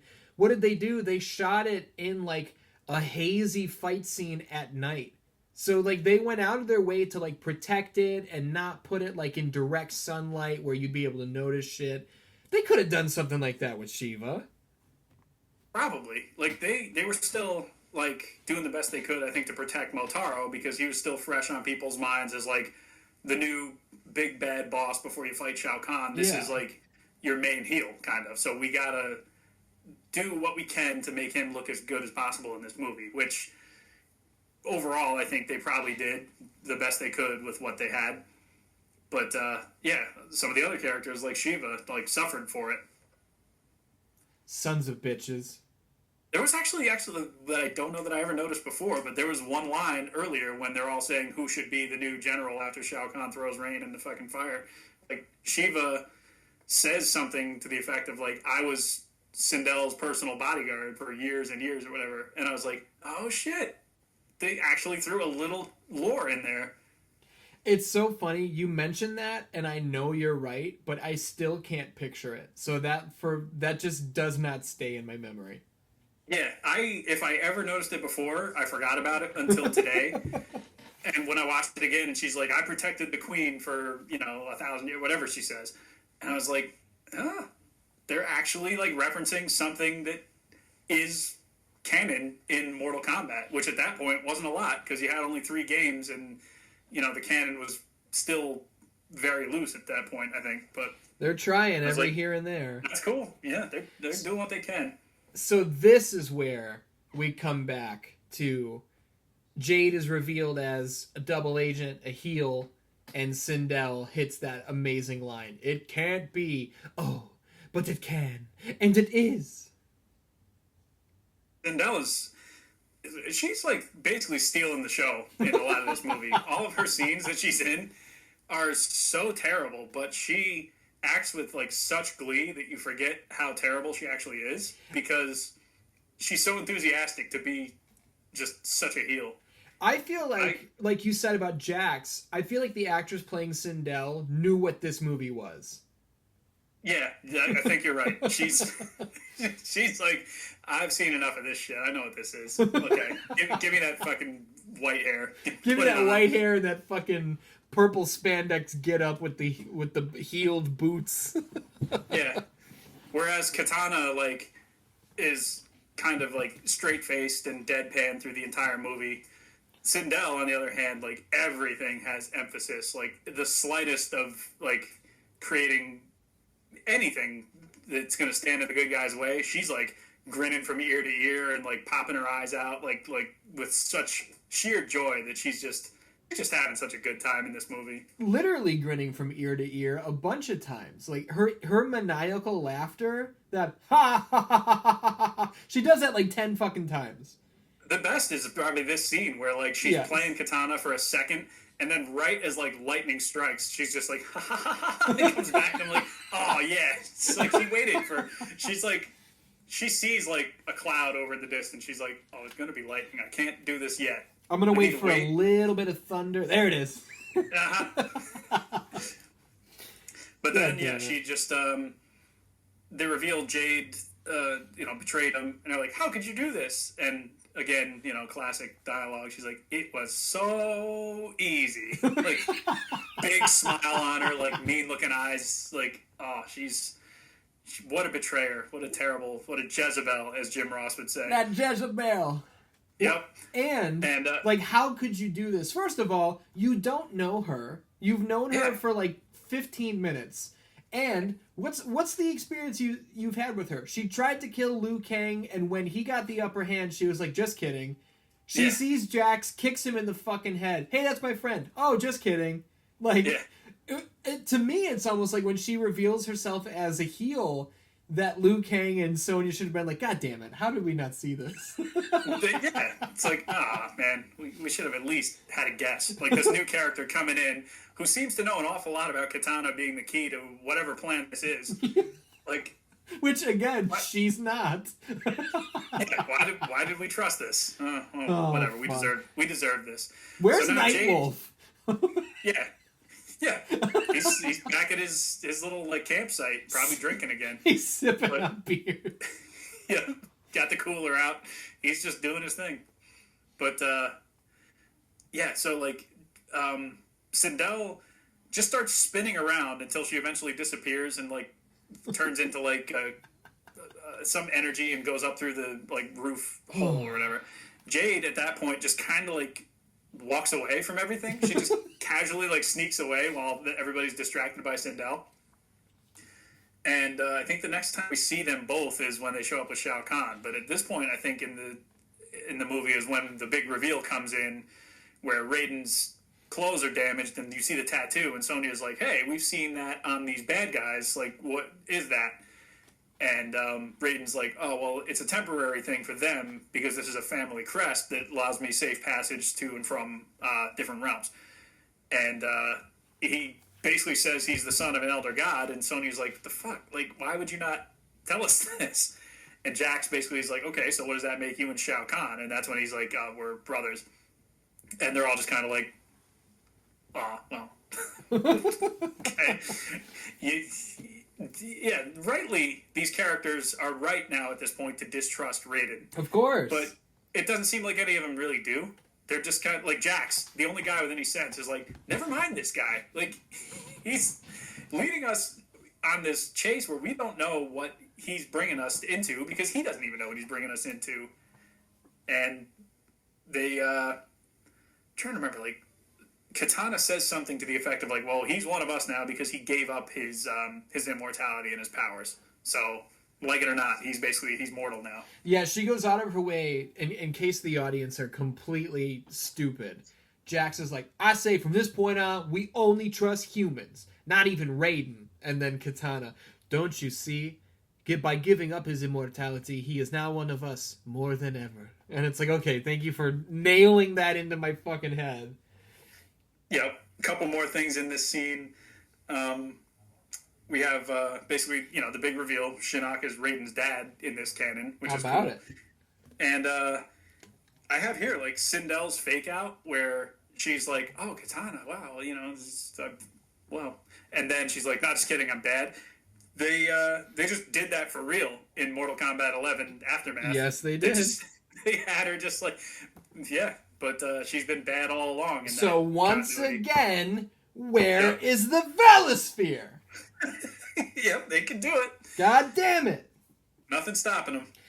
You know what? I'm going to call Ed Boon right now, and I'm going to say, "Ed, I need the fucking Velosphere in Mortal Kombat 12. And you know what he's going to say? He's going to say, "You got the wrong number. I don't know who you are." Yeah. I'll call him after that. I'll be like, "E," because, we're tight, because he retweeted me one time. Yeah, there you go. And I'll be like, "What's up with those Velospheres from that movie?" He's like, "How did you get this number? Who are you?" Like, and then, we can at least say we tried. Yeah. We're fighting the good fight, We know what Mortal Kombat fans want and what they demand is more annihilation. More annihilation. There's a lot of petitions out there to do a lot of things. We're going to start the petition, put the Velosphere in Mortal Kombat 12. There, it's official. Leave a comment if you're listening to this saying that you want the Velosphere. I am expecting a comment from Ed Boon's official profile that just says no.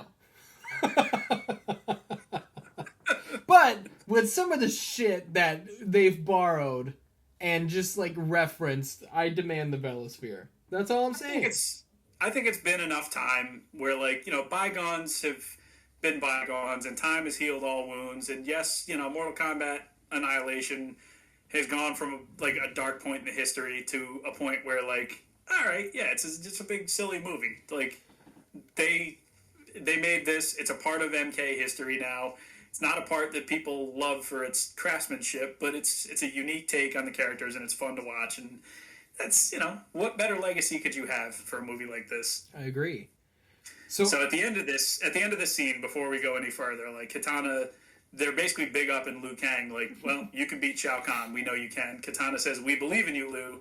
And in the back of that scene, you see Jax just kind of like nodding because he's like, "Well, I'm not fucking fighting him." Like, okay, yeah, Liu Kang, sure, get him. I believe in you too, Liu, because it ain't gonna be me. It's like we just met this afternoon, and since I've known you, everybody who has been like a part of this because of you or with you has betrayed us or done some asinine decision making. So I'm gonna let you fight Shao Kahn. I love it. So then from there, this is where Sindel and Jade wind up back at Shao Kahn's quarters, correct? I believe so, yeah. Because Shao Kahn is acting like very mean toward Jade and Sindel. He's totally unhinged, and he grabs Jade by the throat, and Sindel, borderline babyface here. I don't even know why they left this in the movie, but Sindel like sticks up for Jade and was like, they would have killed us, blah blah blah. And Shao Kahn, this is so crazy to me. Shao Kahn holds Jade up, and then the monster from earlier comes out of the wall. It's just a stone wall, and he like materializes out of this stone carving on the wall. And he eats Jade and kills her, and then he burps, comically, cartoonishly burps. Is it just me? Or when Shao Kahn is holding Jade and the monster comes out of the wall, I feel like Shao Kahn makes a face saying like, oh, I didn't know that monster was in the wall. Am I the only one who got that impression? The face that I saw him make, like, after that happened, like, he kind of gives, like, a little smirk at the monster when it burps. Like, I don't know, like, he's very pleased with himself that he just did that, I guess. He definitely smirks there, but I do feel like he does for a second go like, oh, this is cool. Like, the monster was a surprise to him. Oh, shit, Outworld's crazy. Like, I don't know. I've been in this room 100 times and this never happened. But he does have, like, one line that he says, like, when Sindel's like, oh, we couldn't beat them, they would have killed us. And he shouts at her, he's like, you were already dead. Yeah, which is so good.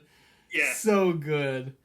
And you know what? For as rough as we have been on some of this dialogue, and even the delivery of the dialogue, Shao Kahn does have some hard lines where, like, he tries to bring Katana over to his side, and she spits in his face. And he's like, a wriggling worm on a hook lands a bigger catch than a dead one. And even now it's like, yo, that's some hard shit. Of course, Katana ends up being about as useful as the dead worm because she doesn't warn Liu Kang that it's a trap till after the trap is already sprung. But that is entirely true, but at least she's the key to all of this. Very Spoiler, true. She's not. Now that we are, like... Go ahead. Oh, I was thinking, like, after this scene, I think is when you see, like, Shinnok basically, like, telling Shao Kahn, like, listen, this is kind of our last chance at this. Hopefully this all pays off, or else I'll, like, steal your soul myself. And Shao Kahn is like, we're going to get everybody together, and we're going to, finish this all off right now. So, again, I wonder, does Shinnok know that Shao Kahn was out there having Sindel scream at every place at the temple except for where the good guys were standing? And, like, does he know that there's this convoluted plan to, like, bring everybody into Outworld and do whatever it is they want to do, just embarrass Raiden? Like, yeah, is Shinnok us? Is he going, like, why didn't you just do it? He did at the start of the movie, so, like, I think he's probably more in line with us. Like, you had all these opportunities to just kill this guy, and you didn't. It comes back to the scene from Austin Powers 2 with Dr. Evil and Scotty. Dr. Evil has Austin Powers and the girl, whoever fucking Heather, what's her name, was playing. They're like Heather tied Graham. up and they're Heather Graham, you're right. Being like slowly dipped down into like the lava or whatever, and Scotty's like, what are you doing? He's just like, Dr. Evil closes the door. He's like, you're not even gonna watch him die? No, I'm just gonna close the door and assume it all went according to plan. And Scott's like, I have a gun in my room. I'll go get it and we can just shoot him now. You don't get it, do you? That's what it is. Yep. So this is it's final battle time, isn't it? I believe so. We've got all of our characters showing up. You've got, like, all the bad guys lined up outside the temple, and you've got Sonia, Jax, Raiden, Liu Kang, and Katana all kind of walking up. Raiden leads off by, like, having the conversation with Shao Kahn, and Shinnok is just like, why are you with these weak mortals? I don't want to remember you this way. Come back to us, join us. And Raiden's like, nah, they're my family now. You're not my real dad anymore. And Shao Kahn does, like, a last appeal. He's just like, something to the effect of like, "Join us, brother."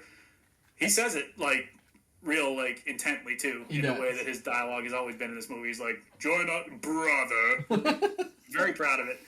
And Raiden's just like, "My brother died long ago," or his heart died anyway. And then Shao Kahn does a big zap and knocks him off the side of the building. And that's a wrap for Raiden for the time being. I gotta throw in here, I have been waiting this entire review to sprinkle this in. Of all the quotable lines from this movie, the one that I most recently used in real life, it was 3 days ago. I was on the phone with the beautiful Tara Darcy, my girlfriend, and I heard her brother like came into the room and asked her something. And then Tara goes like, "Did you kill that spider that's in the bathroom?" And her brother goes, "No, you kill it." And she goes, "You're the guy, you kill it." And I said, "Don't kill the spider," because I'm very anti-killing shit. Even if there's a gnarly spider in my room, I'll get it in a cup and then I'll put it outside. I don't like killing shit. So I shout, "Don't kill the spider," and Tara goes, "You're weak." And I, without batting an eyelash, went, "It is not weak to value life." Which is what Raiden shouts at Shinnok and Shao Kahn. And I am the only person in the world who knew what I was talking about or what I was referencing, but I put my balls behind it. It just hit me in the moment, and I was like, you know what? James Remar from 1997's Mortal Kombat Annihilation, you're right. It's not weak to value life. And that's probably the greatest moment of my life. I mean, it's up there for sure. It's great. Anytime that you can like use a quote from Mortal Kombat Annihilation and have it make perfect sense in the context that you're in, it's a win. And the fact that you recognized it and did it, you've done us all proud. Thank you. She set me up so perfectly, unknowingly, that if I didn't say it in that moment, I think I would have regretted it for the rest of my life. So there's nothing like a well-timed movie quote in actual conversation. That's especially beautiful. From a movie this bad. Yeah, a movie that nobody would pick up on unless they had also like seen it themselves many times. You mentioned there that's a wrap for Raiden. So he gets blasted by Shao Kahn off the fucking castle deal or whatever it is, and he lands at the bottom. And yeah. As a mortal now, not an immortal, that's gonna kill you, you know. So Liu Kang is like, "Raiden, you can't die." And Raiden says, "I am proud to die. A mortal. Like you." And then he like drifts away. But why didn't he try to fight though? You know? Like, Raiden could have been on their side, like, okay, well, I'm going to help Sonya with Ermac, and then I'm going to head over and I'm going to help Jax with Motaro. Instead, he's like, well, I'm definitely just going to get sacrificed right in the beginning. Like, how did he think that was going to play out? He's got to know that he can't convince Shao Kahn to stop the thing that he's been dying to do for thousands of years. Like, you got to know. But... yeah, he's like, I'm going to make one last appeal as their family to, wrap this up and, like, make them see the error of their ways or whatever. But it didn't work. So now we've got everybody picking their adversaries. And Jax says, "I'll take Mr. Ed." And, Sonya? Not Sonya. Katana says, "I'll take my mother." Sonya says, "Leftovers are fine with me," because she's looking at Ermac, who's also basically just like, "I'm just here to collect a paycheck." Like, yeah, disrespect to Ermac, man. This whole movie. He's just like, what do you mean I can't be promoted to general? Like, I do everything right.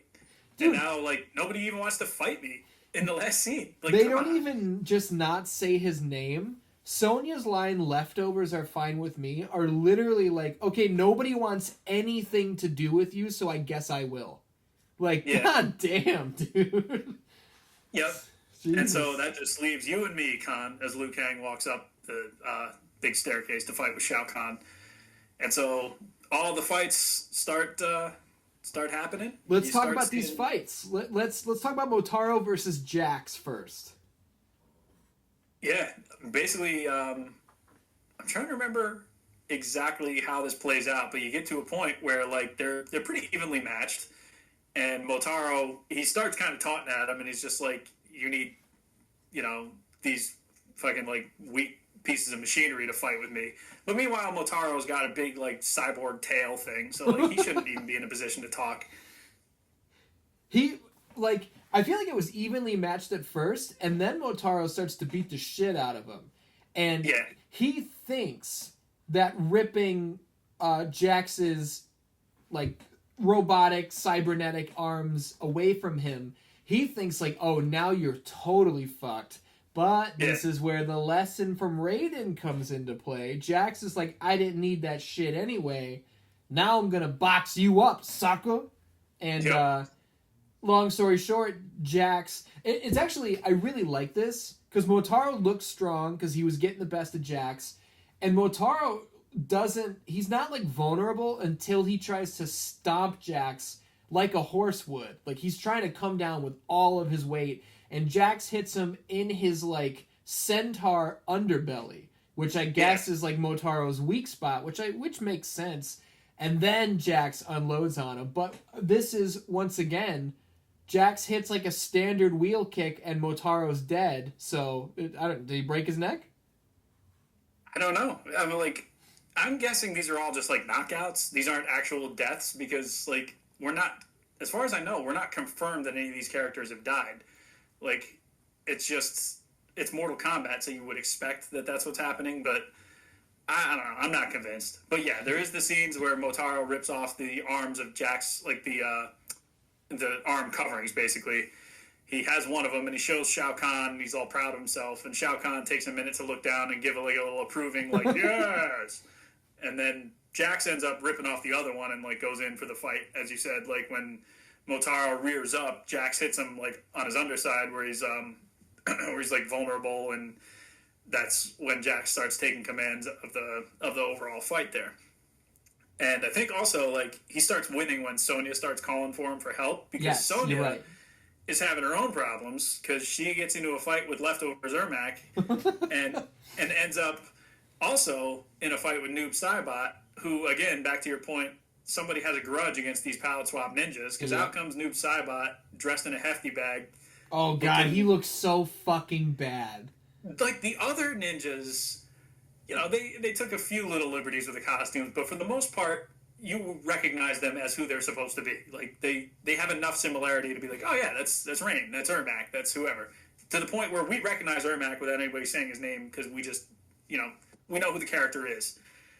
Which, in the same way, we know who Noob Saibot is, but we also know he doesn't look like Noob Saibot. No. And he has nothing to do with Ermac. No. And granted, at the time... we did not know that Noob Saibot was behind the original Sub-Zero and blah, blah, blah. That wasn't even sorted out yet. That was years away from happening. But, fuck it, he just lives as goo inside the chest of Ermac? What? Yeah, like, they give no explanation, but they're just like, let's stick another character in here, because why not? So, here's Noob, and he's going to be fighting alongside Ermac. They're going to beat up Sonya. I do want to clarify something real quick before anybody gets in the comments. You said earlier you feel like some of these are knockouts because we're not confirmed that these people are dying, but we are because... Ermac, yeah. Well, but even the other characters, because the dragon tattoo leaves the body upon death. They do say that. Oh, and we see the dragon leaves Molina and Cyrax and maybe somebody else. I don't fucking know. But at least those two... I mean, we didn't see it come off Motaro, but we don't even know that he has one. Who knows? I don't fucking know. We've never seen him leave Outworld either, I don't think. Oh, well, no, in the first scene he leaves Outworld. We don't fucking... Yeah. This movie... So anybody who was going to jump in the comments would be like, actually, there is no actually. So... Yeah, I mean, technically, Raiden says, like, this tattoo allows safe passage for me and my passengers. So, like... Motaro, if he doesn't have his own tattoo, he's just rolling with Shao Kahn, fine. But, like, yeah, so I'm not totally convinced Motaro's dead. Ermac, though, he gets it. Like, because Sonya does, like a standing neck snap on him. Yeah, it's like a Frankensteiner into that. Yeah, she goes up for the Frankensteiner, hits a quick like punch to the face, does the Frankensteiner part of it, lands on her feet, throws Ermac to the ground back first, and then just does like a little like twist of the hips and like snaps his neck. I was like, that's cool. All right, that's not far off from what she did to Kano in the first movie. It is cool, and as far as Ermac's point of view, not a bad way to go. Yeah. You could do worse, you know? Well, it's definitely. Like when I was playing Resident Evil 8, and not even Lady D, like including her, but not just her, even like all the daughters too, they were all super hot. So anytime I had to fight them, if they were killing me, I was like, you know, this is probably like the coolest way to go. Like a super hot chick just destroying me, I'm kind of fine with that. You could do worse, yeah.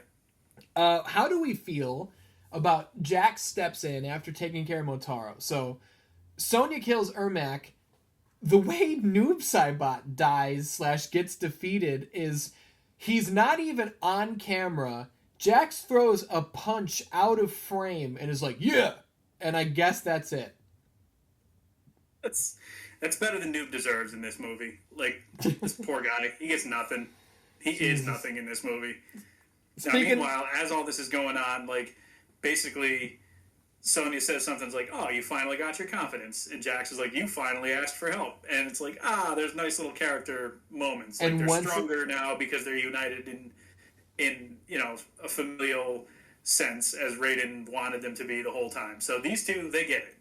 Katana, when she's fighting with Sindel, like, at the end of this fight, she's like, I want you to see, you know, the end of Shao Kahn, so I'm going to spare your life, basically. So, yeah, I don't have really anything written down about this fight. I know you said it's particularly heinous before. Was there anything stand out about just the awfulness of this? It just sucks. It's very clear that it was not a stunt double for Sindel's actress. It was not a stunt double for Katana's actress. And the reason that's clear is because we see their faces in full for most of it, and they also do practically nothing. Like, one of them will throw, like, a little kick, and it's nowhere near landing. And then the other one will, like, answer back with, like, a little kick that's nowhere near landing. There's maybe, like, I feel like 3 successful strikes in this fight. It gets the least amount of screen time out of any of these final battles. It's obvious why, but yeah, it was a total throwaway. It's just not. It's the only fight in the movie that I think you can say is bad, because otherwise, unless I'm forgetting one, I think every fight in this movie is fucking cool, and in that sense, I think Mortal Kombat Annihilation delivers big time. There are cool ass fights in this movie. But except for this one, so yeah, the action, it's like, it's very stylish and it's very, you know, wire worky, and there's a lot of suspension in the air and midair stuff that would never make any sense, but you just go with it because it's like that kind of stylized action. So it's like in the same way that like a Crouching Tiger, Hidden Dragon would do years later, where it's like nobody's doing any of this in real life, but for a movie, fine, we'll take it, and it, you know, it works within its own context. This, you know, this stylish action, it's kind of cool to watch. You've got some moments where you really pop, like the Scorpion flipping Sub-Zero and then landing with a double foot stomp on him, and like some of the other things we talked about. We're like, oh yeah, that's really cool, actually. So now it's time for the main event of the evening: Liu Kang versus Shao Kahn. The fate of the world hangs in the balance. What a fucking doozy this is. We get... I mean, Shao Kahn's basically beating the shit out of him, which is awesome. You love to see the babyface, you know, facing adversity. He's got to come up from underneath. Shao Kahn's got Liu Kang in a precarious position, and that's when Liu Kang can feel his animality. And what a pile of shit this is. Yep. And both of them look... I mean, Shao Kahn's looks bad, but Liu Kang's looks fucking horrible. They had an example of what this should have been from Mortal Kombat 2 and 3. It doesn't look like that. To me, what this looks like is a kid playing... He's trying to play Godzilla versus Ghidorah, but he only has toys from like the dollar store. Yeah, he's just gonna make do with what he has. It's how did anybody watch this and they were like, yeah, that's good. How did this make the big screen? What I was hearing before is that they tested it on the focus group, and it was like, I mean, they were just like, what have we just watched? What is this movie, kind of? And it was so close to the point where they were just like, whatever, we're not going to make another pass through on the effects. We're not going to like go back and change much of this at all. It's just going to go out as is. And I guess that's what we got, was just kind of an unfinished, unpolished movie. And it definitely shows in scenes like this, where you got Liu Kang turning into a PlayStation dragon and Shao Kahn being like, you've come prepared, but it's not enough. And he turns into a weird thing where his head turns into a big point, and then it branches off in like a Hydra. And so they have like the kaiju battle going on. Yeah. Which, yeah. Well, and that's the thing too, is Liu Kang obviously becomes a dragon. Like, we know that is a dragon. It's weird looking. It's got stubby limbs, but it's a dragon. What the fuck is Shao Kahn? He looks like a dick worm or some horrible monstrosity, but what is that supposed to be? Why did Shao Kahn not turn into the fucking statue monster thing? Yeah, like, you had the fucking render right there. Like, just have him turn into one of those things. But no, they had to give him like all the weird like a Hydra, like many heads and all different things, so that way, like, when you watch this transformation, you're going to be blown away, and it's going to be a marvel. And it's like one of those things that, like, I actually laughed at in the movie when Katana was looking at Sindel, and she's like, all right, you will live to see the end of Shao Kahn. And then what Sindel sees is Shao Kahn just kicking the shit out of Liu Kang. Like, it's like, I'm not seeing what you want me to see here. This isn't going very well, is it? Yeah. So but, I remember as a kid, I was more forgiving on the effects as a kid because I didn't know enough to like, I knew it didn't look good. I knew that. And I knew I was disappointed that Liu Kang's dragon was not the dragon. It was some other new shit. But as a kid, I do remember being bummed out that this whole movie built up, feel your animality. And then it's so short. And I actually timed it. Both animalities in this movie have 69 seconds of airtime. That's what this whole thing was. So now, it's no longer Katana is the key. We gave up on that. But now it's feel your animality, and it's just over 1 minute. And does he use the animality to kill Shao Kahn? No! No, they both, like, knock each other down, and, like, they fall out of animal form at that moment. And I think Shao Kahn at that point is kind of like on the losing end of it, because he's just like, Father, how can this be happening, or whatever. Here's how. I'll tell you why it happened. I always thought that they got to the edge and they both fell, or like the dragon like kind of grabbed onto the dick worm and like he pulled them both over, but that's not what happened. If you go back and watch it again, Liu Kang's dragon, I swear to God, he hits the cleanest standing Frankensteiner you've ever seen. You gotta watch it again. It's definitely what they were going for. He jumps, he wraps his legs around one of the necks, and he backflips, and they rocket off the edge. Today is the first time I've ever seen it cleanly. Because it really doesn't look like, it's not animated very well. But that's what they were going for. It's a Frankensteiner. So that's 2 Frankensteiners in like 4 minutes. I mean, yeah, they get the move over. But then Shao Kahn is just like, how could this be happening? And Shinnok screams at him, is like, I told you never doubt and underestimate human spirit or whatever. And I think at this point, he's like, must I do everything? And he's like, basically going to just shoot Liu Kang with his energy right there. But he's going to Indiana Jones it. Like, the guy's spinning the sword and he just shoots him. Yeah, you see him, like, put his hands up like he's going to blast him or whatever. And then the other Elder guys, they come down and they, like, subdue him. And basically it's just like, the fate of the universe will be decided as it always has. And then the other guy says, in Mortal Kombat, right when the Mortal Kombat song starts. So that's awesome. That's a better impression than I could have done. So that was really good.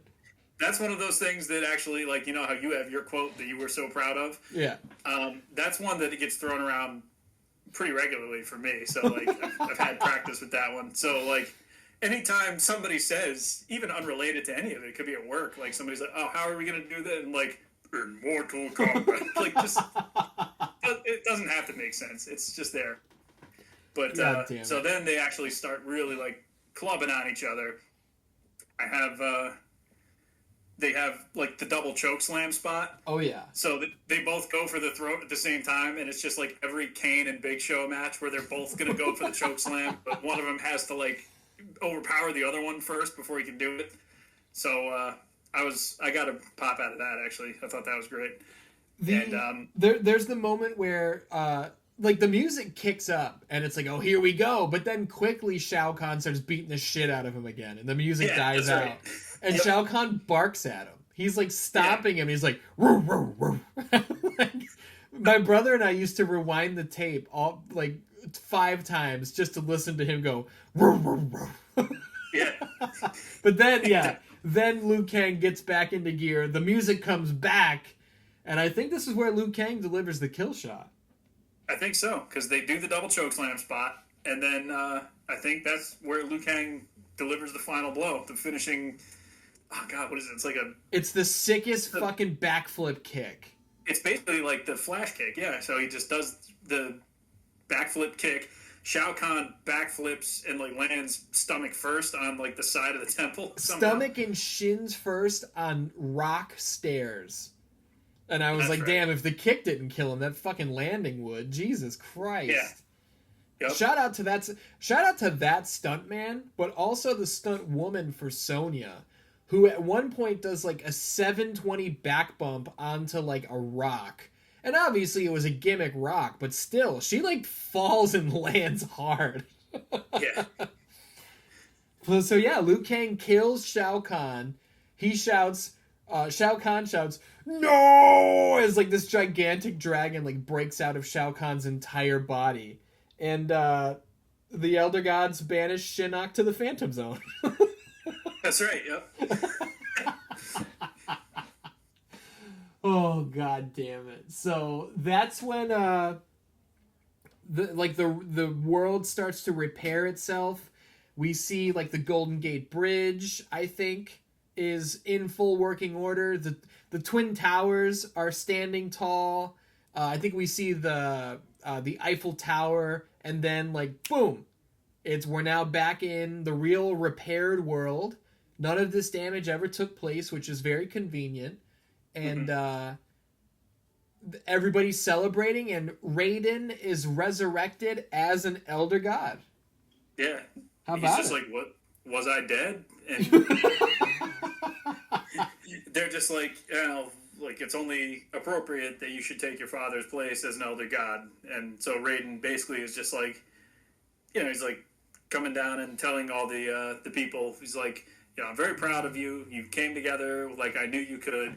He's like, no, I'm going to be watching you, so stay out of trouble. Ha ha. Kind of like setting up maybe a future movie or something that we just never got. But, that's pretty much how it ends. Raiden becomes an Elder God.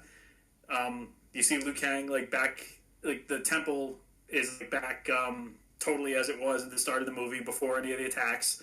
Like you said, all the landmarks that we saw in Outworld, like, in various states of, like decay, are all back on Earth where they belong, totally fine. So, the Earth Realm invasion has finally come to an end, it seems. It has been thwarted once again, and the movie that was supposed to follow this, Mortal Kombat Devastation, found itself in development hell for years and years, and the final nail in the coffin was Hurricane Katrina, which apparently ruined a number of, like, sets and shit like that, and that's when I guess the studio finally pulled the plug. We do know that Lyndon Ashby was going to be back as Johnny Cage, so, I mean, we can assume maybe that Raiden as an Elder God was going to resurrect Johnny Cage, because it was his fault that Johnny Cage got killed in the first place. Yeah. But yeah, we never did get that third movie. And while we have seen. Oh, you know what? That's not even true. I was going to say, while we have seen characters from this movie reprise their roles later in Mortal Kombat 11, we didn't. None of these people did. The originals from the 95 movie did. Yeah, So that's right. this is where it all like came to an end for Mortal Kombat at the cinema until Yeah. just last year, The Mortal Kombat cinematic universe had it finally wrapped up. which we've all already reviewed here on this channel. You and I did. Yeah. I mean, we've gone through basically every major theatrical release, every animated thing that came out in the past couple of years. So, like, yeah, that's a lot of combat. That's a lot of, techno. But we went through all of it. It was a good time. Now I know that there are going to be comments from people right when the video starts. They're gonna click play, immediately go to the comments and say, "How is this review over an hour longer than the movie they are reviewing?" Listen, pal, this is not just us saying good movie, 7 out of 10, 5 out of 5. This is a scene by scene breakdown. This is a companion piece to the movie. We are celebrating our memories with the movie. And we're not ready to go out just yet. I want to ask the one and only Captain McKay, do you have any parting words on the topic of Mortal Kombat Annihilation? Well, in the credits, as the credits roll, I noticed for the first time that there is a remixed version of a song called Almost Honest by Megadeth, which is off the Cryptic Writings album, which I was surprised to hear. But I was like, I mean, time-wise, that makes sense. That was 97 when that album came out, and I didn't know there was like a techno version of that they put in this movie, but that's interesting. I'd be curious if that was on the actual like soundtrack that may have been released along with this. And one further thing about this movie that I found out again only recently is that there was apparently a photograph taken of an actor in Quan Chi makeup and a costume. I was going to ask you about this. What's that? I was going to ask if you knew about this. Oh, yes. So I guess this was never actually used for anything and was pretty much largely forgotten about. But I came across this pretty recently, and I guess there was going to be a scene where like they teased Quan Chi at the end of this movie.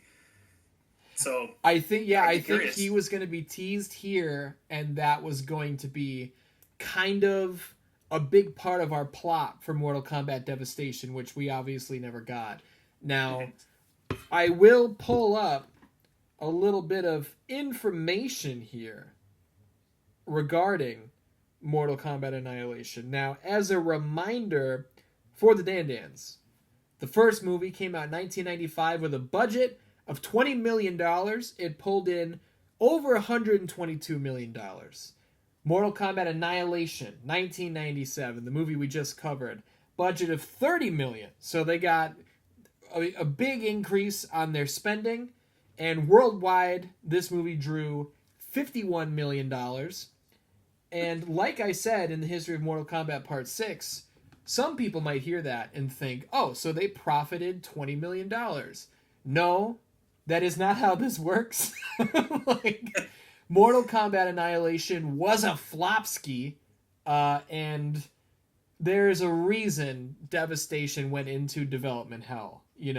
Obviously Hurricane Katrina and the sets getting ruined, that was the final straw. But if they really wanted to kick this thing into high gear and start immediately after the wrap of Annihilation, they would have. There was a lot of red tape to get through here. I'm sure there was a lot of shit from the studio, is this even worth it? What are we doing here? Yeah, Devastation never came to be. And how about it, man? What a tale of Mortal Kombat Annihilation. Yeah, depending on when that Devastation would have came out, it's likely to say that there would have been MK4 characters in there and, possibly beyond. Because obviously they had Quan Chi ready to go in this movie. Mm-hmm. Shinnok was right in it, although unnamed. Him and Ermac, basically just got the jobber entrance. But, Yeah, like, I mean, would they have just thrown MK4 characters into that? Or would the new movie, would it have been about maybe different characters? Like, would you have actually seen what Scorpion gets up to?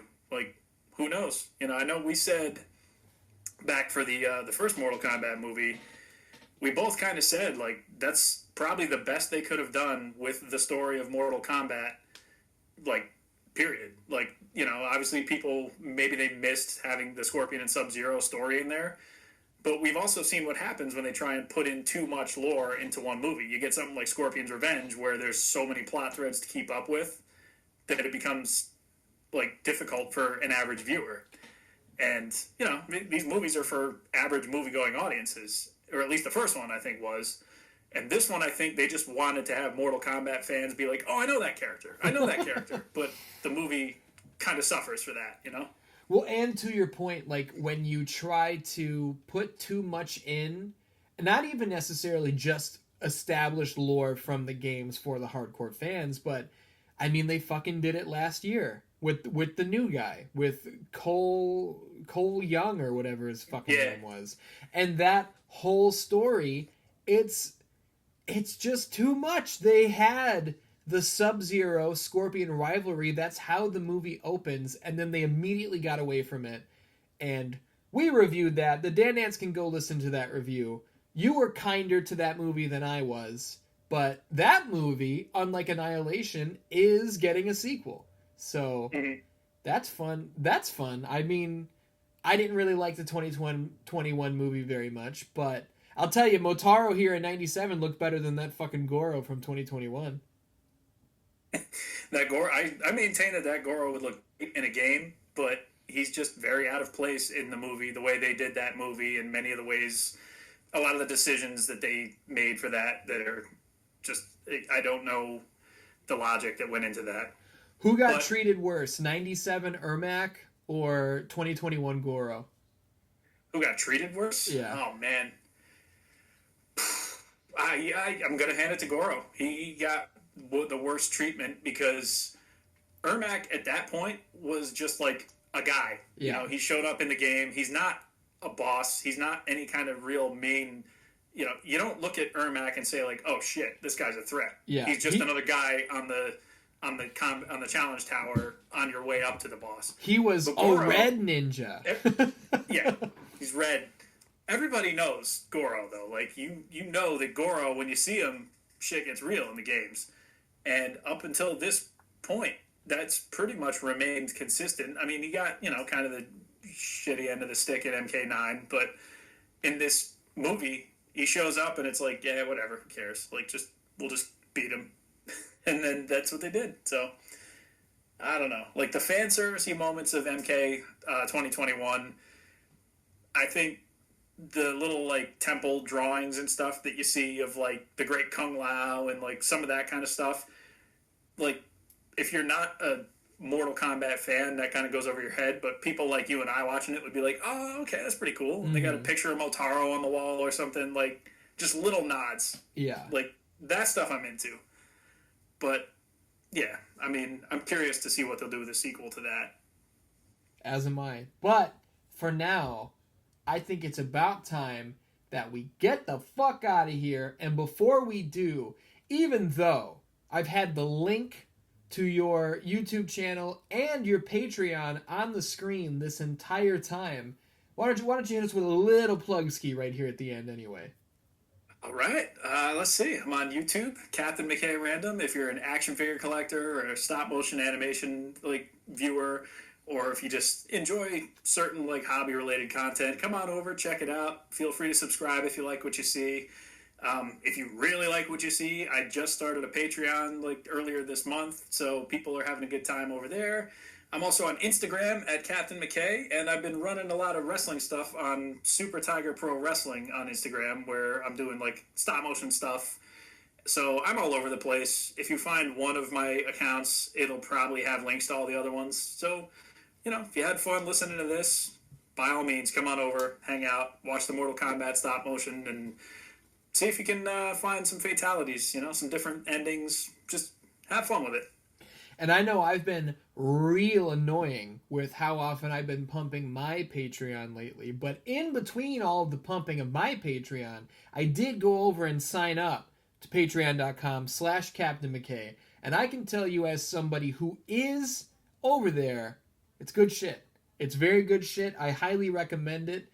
And if you sign up to Captain McKay's Patreon, you're going to be seeing me popping in those comments because I'm there all the time. So I can personally recommend it. And I don't have to promote myself because you're already on this channel. That would be redundant. But Dan, until next time, I love ya. We'll see you next week.